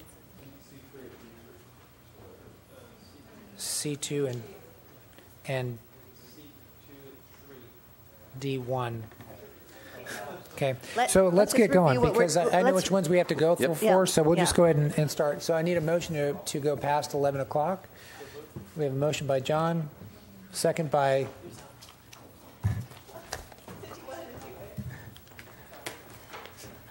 I'll second to get through the important second by things. Christine. Thank you. All in favor, say aye. Aye. Opposed? None. Motion carries. Item D3, discussion of intent to host the city for the start of one leg of the 2016 Amgen Tour of California bike race. Mr. Buckingham, D3. Great. Yes, thank you. And I'm going to turn this over to Sam Taylor to lead you through the discussion. Thank you, council members. So we will be rather rapid on this for your listening pleasure. The purpose of this presentation is to provide the council an overview of the opportunity that we have to participate as a host of a leg, or the start of a leg, for the Amgen Tour of California bicycle race. We're basically providing a presentation to kind of show what the opportunity is, what the benefits are, what the requirements are. We want to be very clear about that. And we're recommending the City Council endorse the City Manager's intent to agree with the invitation from Amgen and to authorize coordination of all details, including the anticipated contract. We would ask that you direct staff to return to you for approval if the total cost to the general fund exceeds current budget authorization, and we will delve into that. For overview, the Amgen Tour is an 8-leg bicycle race that runs typically from Sacramento to San Diego. It's run for about a decade. This year the race is flipped. It's the second time in its history that it's gone from San Diego up to Sacramento. Because of the race course change, in other words, previously the start was in Pismo, it's too far for the racers by about 4 miles. It's too far for the racers. Morro Bay, however, is about 4 miles under the cutoff for the requirements, and so we fit perfectly. Having said that, we were second choice. Paso passed on this opportunity. I will say that the tourism folks were very excited about the opportunity, and they were pretty disappointed that it didn't happen in their community. We're glad to take up the mantle, I think, at least from the staff side. It would be May 17th and 18th, and we would be the start. We would end in Monterey County. For the record, I'm not supposed to talk a whole lot of detail about the race itself, I guess, until the 21st when they do their big announcement. They love to keep it top secret so people actually pay attention to their announcement, if you will. But I can't say that it ends in Monterey County. So obviously, I think the big benefit here is that Morro Bay would be center stage to more than 200 countries worldwide. It would each day of the races broadcast to about 1.1 million people. So that means 1.1 million media impressions, meaning at least 1.1 million people are reached. Then it's up to us through our opportunities for the 30-second commercial spot we get as part of this to engage them and then do what's called conversion, which means you've got them to notice during that impression, and then they're actually going to do something you want them to do, like come stay in Morro Bay, bike ride, and stay for a long time, get an adventure pass. Obviously, other than the 30-second commercial, there would be numerous views of Morro Bay on television. They do a bunch of helicoptering. They'd have sweeping views around the area. We have tour website presence. We've actually been working on that now in anticipation of this. It's due tomorrow. There are revenue opportunities for local vendors and also from auctioning VIP experiences, which also can help offset costs, along with about 550 hotel rooms stays necessary for the night before the event, which is a pretty nice little shot in the arm for there. I should also say that this is, I think, a really great opportunity for the local community as a celebration kind of gathering. It's a really good opportunity to celebrate the biking culture of Morro Bay. It's an event that lets us showcase that outdoor recreation wonderland, particularly for biking. Part of the requirements, they are all pretty common sense requirements, I would say. Providing police services with road closures, which we do for any community event now. Barricades, the same as any other community event. All permits would be city-sponsored, as with any city-sponsored event. Fire services to assist with community members in case of medical issues. Also, again, the same with any community event. Differences would be food provisions and security. We need to provide up to 520 box lunches for the caravan. Other communities have worked with a few caterers to do that. We could go that route, and we have the funds to do that, or we could get a local group if they were willing to help us make those lunches, stuff like that.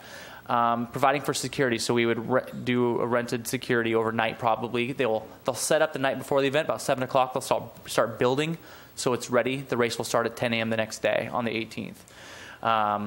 Requirements are VIP hospitality. We actually have to provide hospitality, like all the provisions for the VIP area and food and beverage. I want to note, though, that we've spoken with several jurisdictions, both the county and Pismo especially, along with Visit SLO County, who have all said that while these are requirements technically from Amgen, that we are more than welcome to push back on any that we feel are not feasible, and that Amgen is generally receptive to that pushback and will really work with a municipality on that. Cost analysis. Pismo Beach has spent about $45,000 on hosting a start of a leg, and that's a big difference from a finish. Finishes last a lot longer in communities. It can take hours for racers to come in after the sprinters get out there, the rest starts lagging behind. Starts are quick, 15 minutes, rolling closures throughout the city, so it's a lot less impact. Visit SLO County, the countywide tourism agency, has committed $30,000 to Morro Bay to offset the costs. This is the first time in the county this has occurred. Obviously, they're a newer organization, but we'd be the first community to actually receive kind of a nice reimbursement for taking on this event. The Morro Bay Tourism Bureau last week committed up to $16,000 to offset the hotel room costs. So we do have to commit to providing 80 hotel rooms the night before the event. That's in addition to the 550 that will just be rented. And then another 40 throughout the year where they come in for their location scouting and all that. We have to provide those. We'd have to pay for it. The Tourism Bureau has committed TBID funding to that as of last week, up to $16,000. It's about $15,234 or something like that. The city manager also has budgetary authority for an additional $30,000 from economic development funds if necessary. At this point, we've secured major commitments to offset what Pismo already spent. So we feel really good about our situation right now. Available revenues and partnerships with those folks allow us to make this probably the lowest cost for any community that's been a host of a leg. Obviously, I've addressed event impacts, but I think these are important to the local community, and that's why I think we've been really thoughtful about the local community in this. As with any event that closes streets, there will be some impacts to the community for some period of time. Like I said, those will be 15-minute rolling closures. It's a lot more, I think, a positive for us, especially for our first time doing it, that it's a start with just 15 minutes at each stop. Amgen estimates approximately 3,000 spectators, which is, for perspective, about less than half of participation at the Avocado Margarita Festival in one day this year. So we know our community can handle larger events. They have, and we've done well with them. Again, for perspective, finishes have ranged anywhere from what we've heard from 20,000 to 100,000 people, depending on where the finish is. The Rose Bowl, 100,000 people are at that finish. We couldn't probably handle that. But 3,000 we can manage. Instead, we've coordinated with PD, Fire, Harbor, and Public Works, and I think everyone's feeling pretty comfortable with that. Staff time will be required from both the city and Tourism Bureau. They've already been assisting with tourism, PR, and marketing. Hotels to be paid for, general hotel stay information. The city will plan this event more directly than most, which are typically volunteer run. However, this is pretty much similar to the way we did 4th of July this year, I think. And I think that's a real positive for us. That I think we got a big confidence boost in the 4th of July. And we want to keep going on events. Opportunities. The city will need volunteers for the event, and we hope to partner with our numerous amazing local organizations to help with this.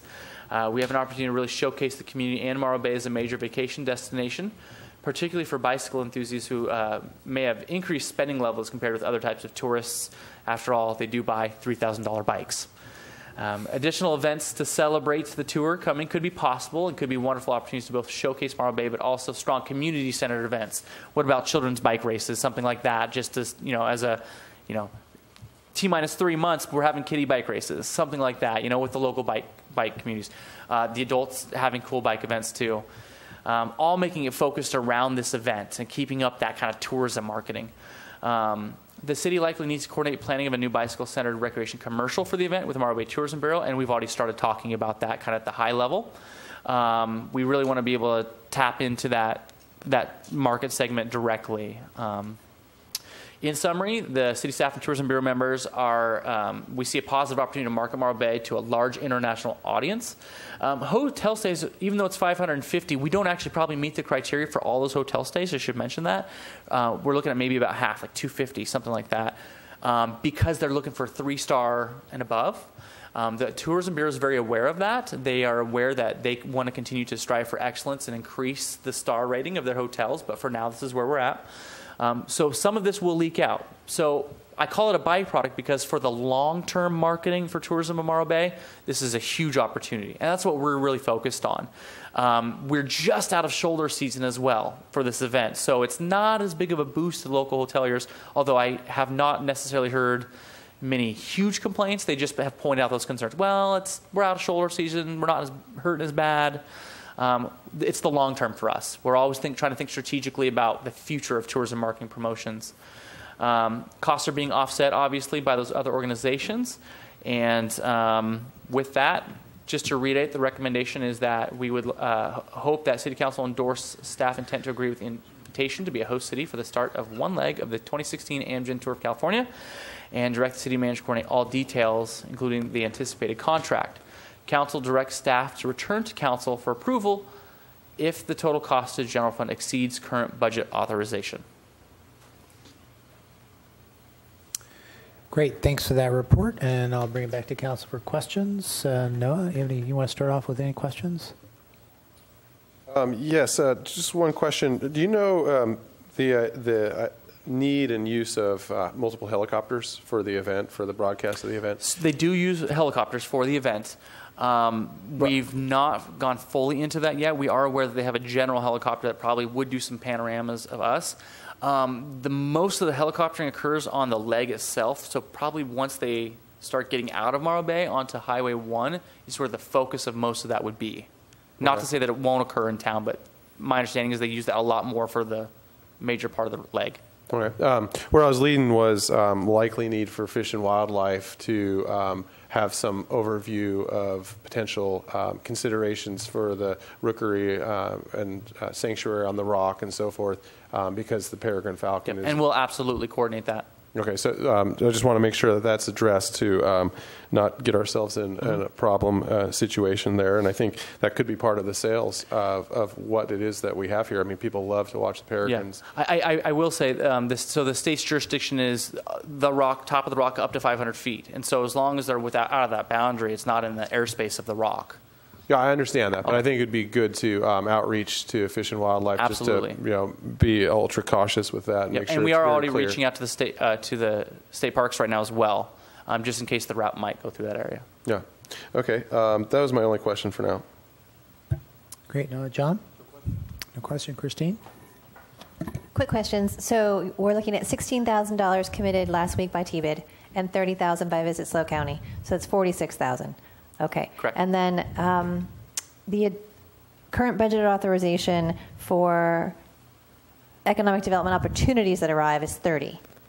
So the question would be, you wouldn't come back to council until you were at 30? There's about 29.5 left in that 30 right now, because we're about to spend about 500 of it.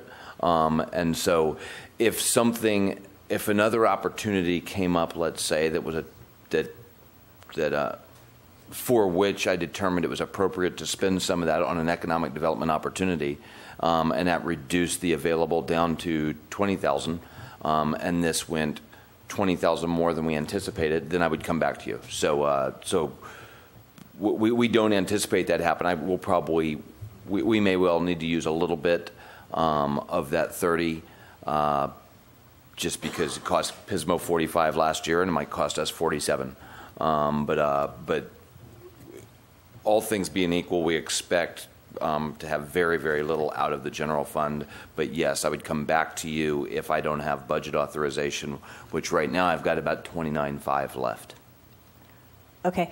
And then we have choices in the route. We have some input on how we want the route to go. We actually get to pick the whole route.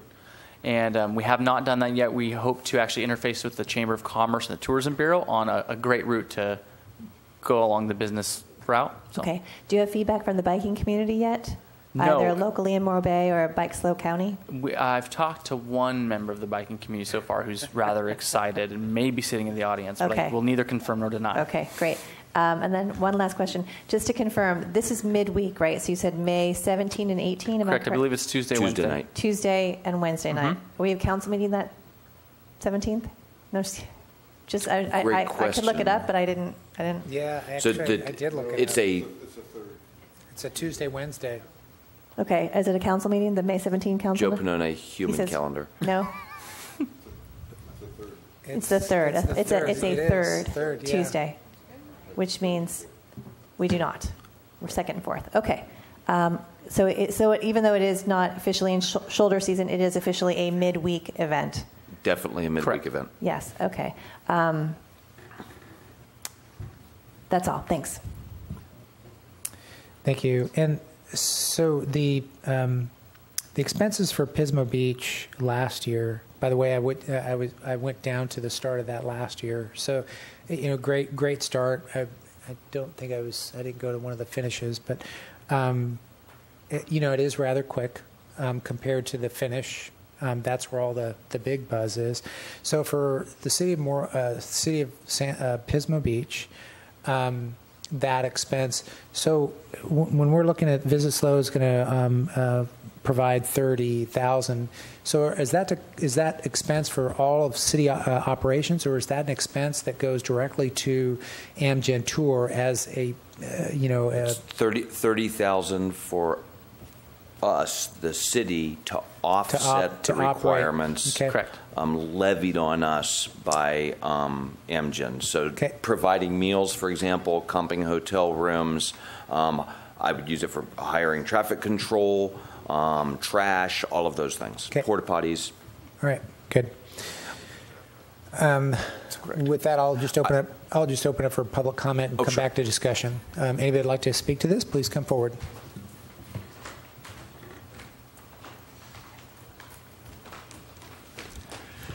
Good evening. My name is Robert Davis. I live in Morro Bay. This is very exciting. The race is going to give us international exposure.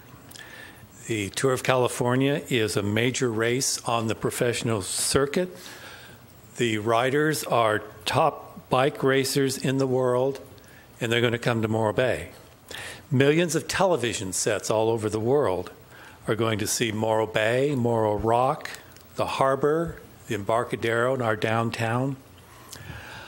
Highway 1 is already an international bicycle tourist destination, and Morro Bay is a bicycle-friendly community. Through the Amgen tour, we will sell Morro Bay as the gateway to Highway 1. And it's not just bicyclists who are going to be attracted to the event. Busloads of foreign tourists travel Highway 1 every summer, and we want them all to want to come to Morro Bay as well. San Luis Obispo Bicycle Club, is a little bit of assistance, has traditionally, ever since the beginning of the Tour of California, contributed $1,000 to host cities in San Luis Obispo County.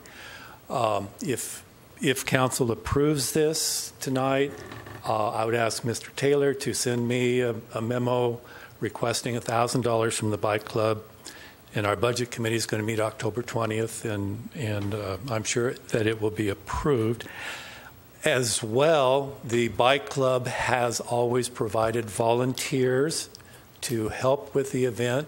And I know people jump at the opportunity to help out. So let's take advantage of this opportunity to sell the city of Morro Bay. The city is our product, and this is a chance to show it to the whole world. Thank you. Thank you, Red. Public comment is open. Betty Winholtz, as much as this is a wonderful event, and I support that, and that I understand that there's a long-term benefit, I would really like to see you add a clause or amendment to your motion that asks staff to keep track of costs, that we're spending public money, the $30,000, also the donated money from TBIT and other places, and for that time for that specific time, the specific month, if you could align that with the expenses and then how much income may have been generated in excess of what normally is, so we know whether this was financially a benefit or not. That's my question. Is this after the fact? We're not going to know that until it happens, and I know that there's long-term financial benefits, but I'd like to know the immediate financial benefit. If we're going to plug in $70,000 to make this event happen by not asking for permits and offering people rooms and food, will we get that same money back in revenue from other things that come in through the public, through hotels and restaurants and stuff like that, through our taxes? Thank you. Anybody else for public comment? Seeing none, I'll close public comment and bring it back to council for discussion. And John, you want to start us off? I very much support this. I think it's a great opportunity to be recognized internationally. I think it has marketing benefits that far exceed just the local reputation that we will gain for being a city that is a starting city.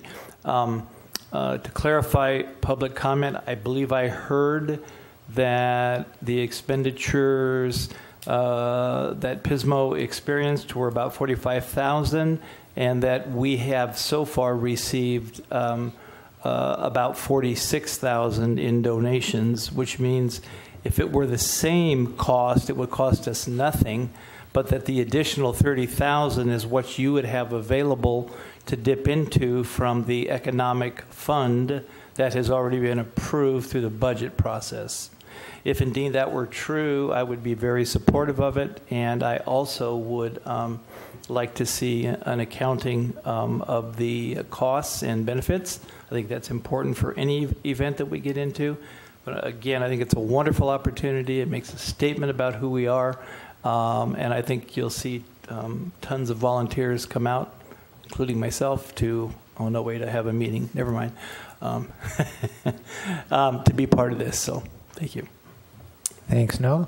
Yeah, thank you. I want to pick up on that because I do think that tracking is important. And from what I understand, that number doesn't include a cost of staff time and commitment. So I think it'd be important to track that as part of this, and I think helpful for future cities to look at the benefits and for us to reflect back on the value of this. The indirect benefits will be harder for us to measure. So I don't expect necessarily that this will be a wash, because I think staff time will be significant on this. But ultimately, I don't see how we can't benefit from this effort and the exposure that it receives, and looking forward to how we take advantage of it. Really quick, if I could clarify, so the $30,000 from Visit Slow is reimbursable, so we will absolutely be tracking the cost because we want the money. So yeah, we will absolutely have an accounting, and I've been made aware that the administrative service director will apparently not just hand us money whenever we want it. She just told me that in a whisper, unfortunately. So in that $45,000, you're estimating that includes staff costs? Yes, correct. Excellent. Okay, that's good.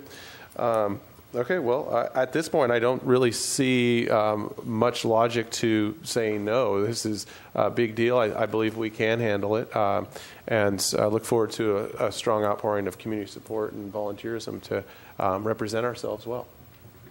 Great. No, Christine? I think everyone's said what needed to be said, and I think it's great we had the opportunity. I mean, if you look at, we haven't had it yet. No one's asked us to do it, and we're a coastal community, and they had Pismo had it, and then Avila had it. And am I right that Paso did have it? Did Cambria have a starter finish? Right. I've been watching it, and it doesn't mean we have to go along with everyone, but I think it's time that we're represented. I think we have a beautiful start with the rock. It's just incredible. I don't think anybody. I looked at the pictures, and Pismo had. You don't even know you can't really even see you're on the pier, in the photo, but you can certainly see. I would assume you'll see the rock, and I think it's a great opportunity for us to come together as a community too, and celebrate something very positive and kind of healthy. All right. Thank you very much. Thank you, Christine. I, too, am in support, and I do support the accountability of that as well, as mentioned by the rest of council. And as public comment said, sell this Moore Bay as the gateway. I don't think we need to sell Moore Bay. Moore Bay is the gateway to the North Coast and Highway 1. So definitely in support of that. I just want to make some other comments. Reading through attachment 2, there's an item under on page 5, the breakaway mile, and so pretty interesting background. It says 4 cities will be chosen to host breakaway mile events. When we don't know if we would be part of that, but the breakaway mile events is basically to showcase and to to honor cancer victims. I would just ask staff to reach out to the Central Coast Survivors, which is a local cancer survivor group that paddles in the bay in an outrigger canoe.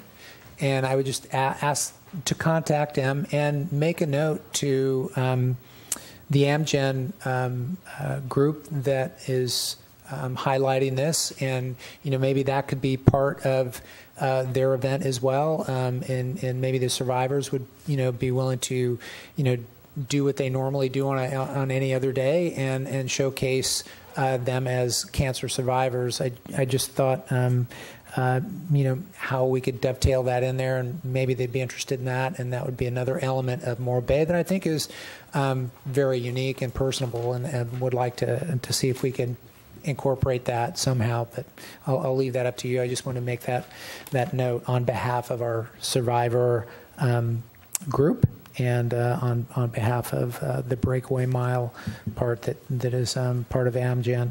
So those are my only comments, but I would entertain a motion to for staff recommendation authorizing the city manager to submit a letter of intent to AEG Sports Amgen Tour of California for the city of Moore Bay to host the start of one leg of this major worldwide bicycle event. And also, if necessary, then staff would negotiate a contract with AEG Sports to host the event and return to council with a contract for approval. Mr. Mayor, the last sentence up there is what staff was asking regarding the contract. The city council endorses staff intent. I would make a motion, staff recommendation as written. Great. I think that'll cover us. I would second that. I can read it. Okay, and so we have a motion and a second. Any further discussion? Seeing none, all in favor say aye. Aye. Opposed? None. Motion carries. Okay, good. So we'll move on to the other item that we talked about is item C3, which is the introduction of first reading of ordinance number 597, amending subsection 5.08.220 C of the Moore Bay Municipal Code relating to the $4,000 exception. And we'll move on to that staff report. Yeah, we do have a PowerPoint.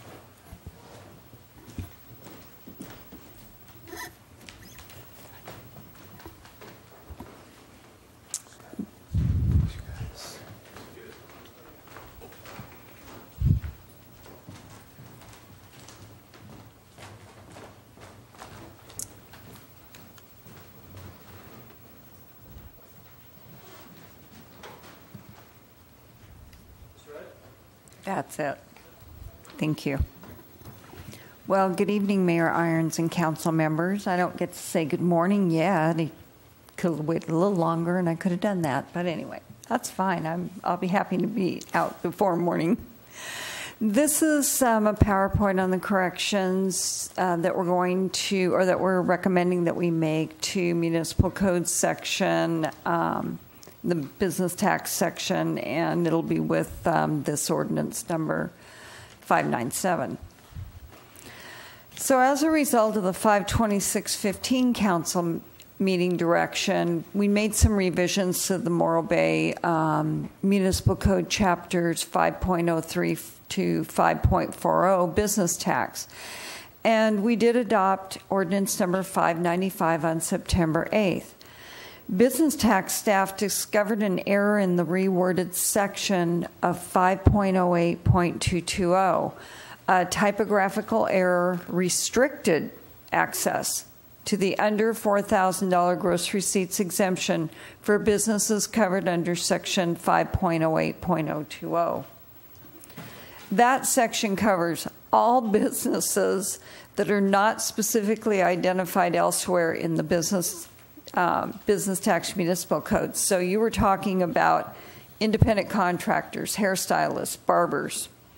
Staff immediately presented this to our city attorney, who prepared ordinance 597 to correct this and the accompanying staff report.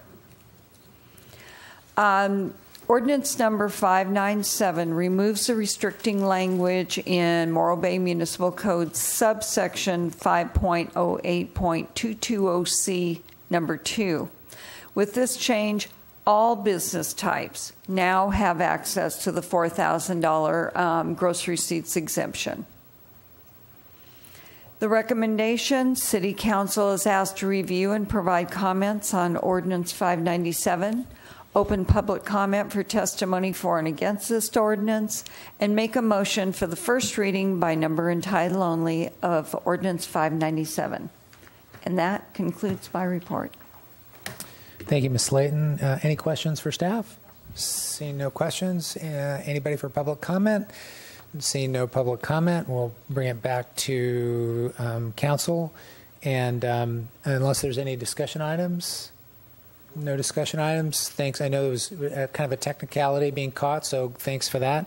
I would move for an introduction of the first reading of ordinance number 597, an ordinance of the City Council of the City of Morro Bay, California, amending subsection 5.08.220C of the Morro Bay Municipal Code relating to the $4,000 exception by number and title only and waiving further reading. That is the motion. Second by Noah. Any further discussion? All in favor say aye. Aye. Opposed? None. Motion carries 4-0. And that will conclude. So we have item C2 and item D1 that we would continue. So the unwarranted traffic control device, we can continue that. First reading of ordinance 596, we'll continue that. And then council declaration of future agenda items. Any future agenda items? Yes. So I would like for us to consider returning to council, and I'm looking to council members and also staff to find out the wording that's the best for this. I'd like us to have, to take into consideration the MOU with Mr. McIlvaine and his property, the WRF proposal site. But I want to be correct about, do we want it back in 30 days and what do we want it back to do? Do we want an update?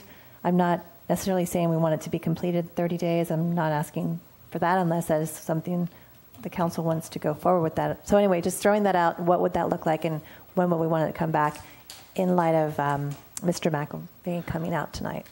So in light of accelerating this and not understanding if we set a hard line, what that commits us to, I mean, maybe something to the effect of yes. Get this back as soon as possible, considering the constraints that may be before us. Would that be helpful? Yes, an update, if that's all we can do, but with clear direction as to where timeline, where the process stands, perhaps. I mean, it's.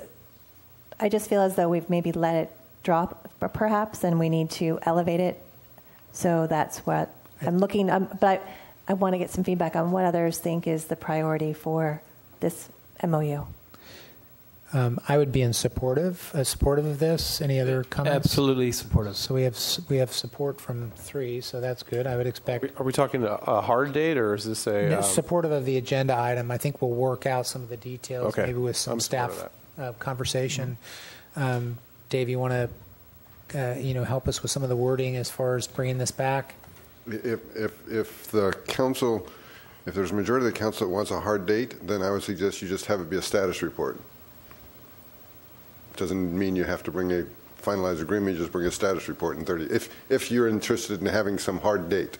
If you don't want a hard date, then I agree with what the mayor suggested. I want a document.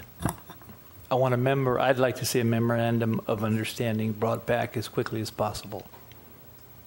Whatever process it takes to do that, that's what I'd like to see personally. Did you mean a final one? Yes. So just to be clear, in the last conversation we had, we weren't necessarily going to be able to enter into an MOU until the EIR was completed. No. The MOU can be entered into. We have it. It's a contingent MOU. Okay. The seller's obligated. The city has the option. Okay. The MOU that we were working on for a couple of months, based on some very legitimate concern from the council, we went back and looked at it, talked to Joe's team again. They researched further, and we all identified that actually we could strengthen the original MOU. The original MOU did not commit the seller to sell. And so it was almost a memorandum of cooperation more than an agreement to sell if certain conditions were met.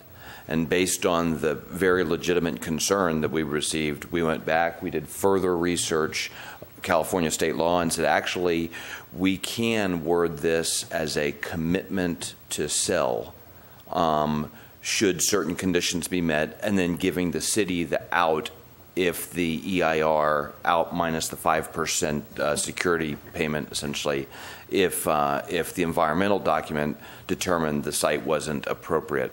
So we went back to strengthen the MOU, which drew the timeline out a bit, and communicated that to Mr. McElveen this morning, actually, the new MOU. So maybe you want to do two things. Maybe you want to, so what Joe just recommended is, if you say, we want you to bring us a signed and sealed MOU, then you should state that as soon as possible. Otherwise, it might put the city in a challenging negotiating position. But if you say you want a status report, give that a date certain, and perhaps you want to do both in the same motion. I'm thinking about council meetings coming up. 14 days from now is perhaps, well, we could give you a status report at the next council meeting. And then, or the next best opportunity is 17 November. The 10 November is the goals status, city goals update. So not the best meeting to bring that item.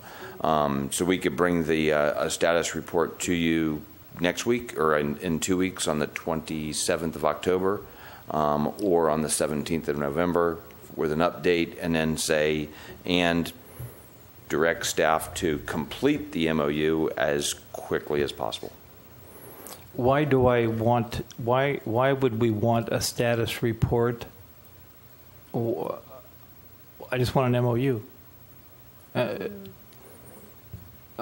I've asked for, with all due respect, I've asked for status reports continuously. And I don't want another status report. I want an MOU. But I want it done appropriately to protect the city.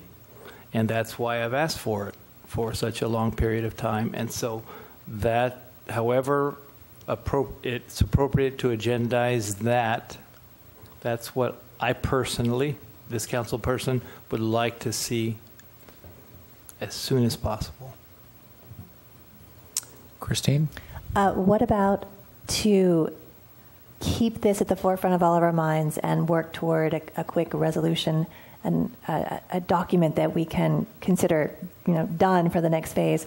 Why don't we suggest a status report come back to the next meeting, and then from there we're able to then direct again. And we can say, let's have it come back in another week, or let's have it come back in 2 weeks. But I think reasonably, the quickest way we can get it back to us and have a discussion is saying, let's agendize it to come back next council meeting, status report, and maybe we'll get more. I think staff understands where we're headed, but let's at least keep it, let's get it on the agenda and talk about it before it gets too far out. I'm concerned about saying a month. I'd like to just we haven't really talked about this as an agenda item, and I just want to bring it back and see where we stand. Otherwise, if we say come back as soon as possible, then we kind of lose touch with it again. That's my only suggestion, is let's just bring it back in 2 weeks, and then from there we'll know more information than we know now. But that's just what I'm thinking to move forward and to keep the agenda item fresh. That's just my sense of it, but it might not be the perfect solution. Mr. Buckingham, maybe you could help me just understand. You've been working with the city attorney. How much longer do you think it will take to deliver a document, in your best estimate?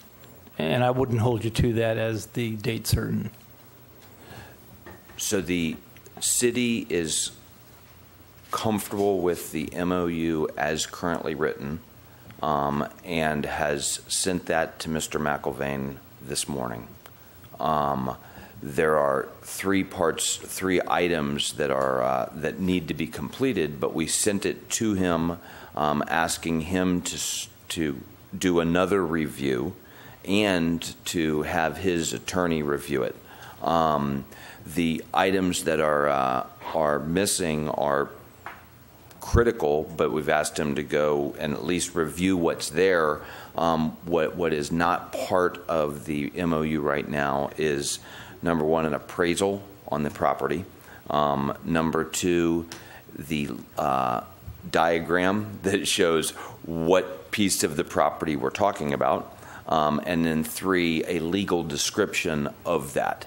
So the guts of the MOU are essentially approved at staff level by the city, and communicated to Mr. McIlvaine for him and his attorney and his family to review, to be negotiated at this point, assuming that he's comfortable with all of those things that we transmitted.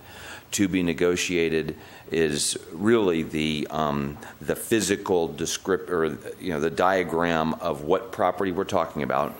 Right now it says south of the east-west road near the batch treatment facility.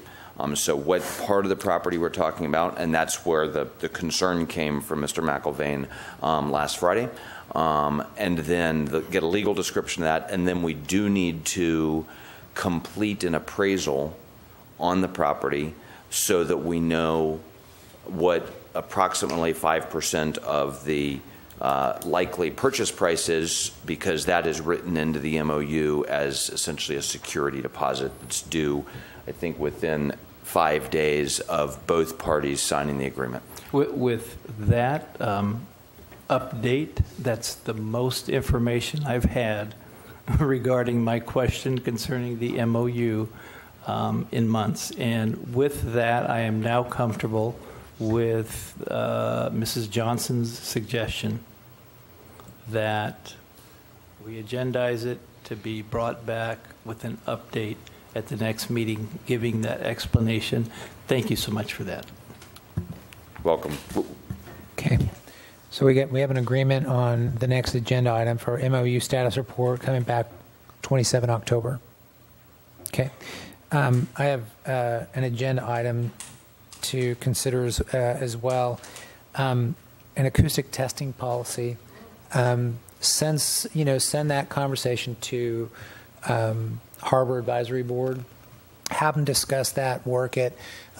Your question, Noah, my question, hey, this is coming up. What does Eric or staff have to respond to, acoustic testing? And is it worthwhile? But, instead of trying to react with a letter, if this is coming up and it seems to be recurring and we want to have a position on that, have our Harbor Advisory Board vet all that, have it come back to council, and have us take a position on what, how we're going to respond in the future to any of these. That would be my suggestion for a future agenda item. I completely agree. I think that's a great suggestion, and whether that's a resolution or a statement, yep, absolutely, or a policy, sure, whatever seems to be the best protocol to approach that, so we have a statement on record. So the agenda item would actually, start out Harbor Advisory Board with that content, and then we can we'd bring it back after that work to council. I was just talking through that.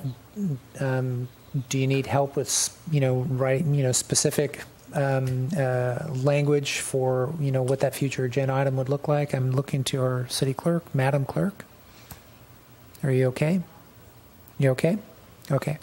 All right. Those are the only two future agenda items. Well, while we're on that topic, so we've got some research to do. I looked at the permit that we received yesterday while we've been sitting here. I'm not an expert in seismic anything.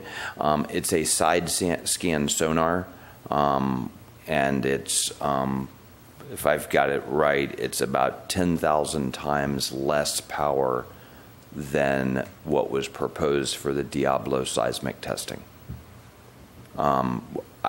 I could be wrong, could be completely wrong, but the quick research I've done, side scan sonar is a towed array that is mapping ocean floor. We obviously want to be concerned. We're going to dig into it tomorrow and make sure that we've got the levels right. But and that doesn't mean we shouldn't do exactly what you've just agendized. I just wanted you to have that information before you walked out here.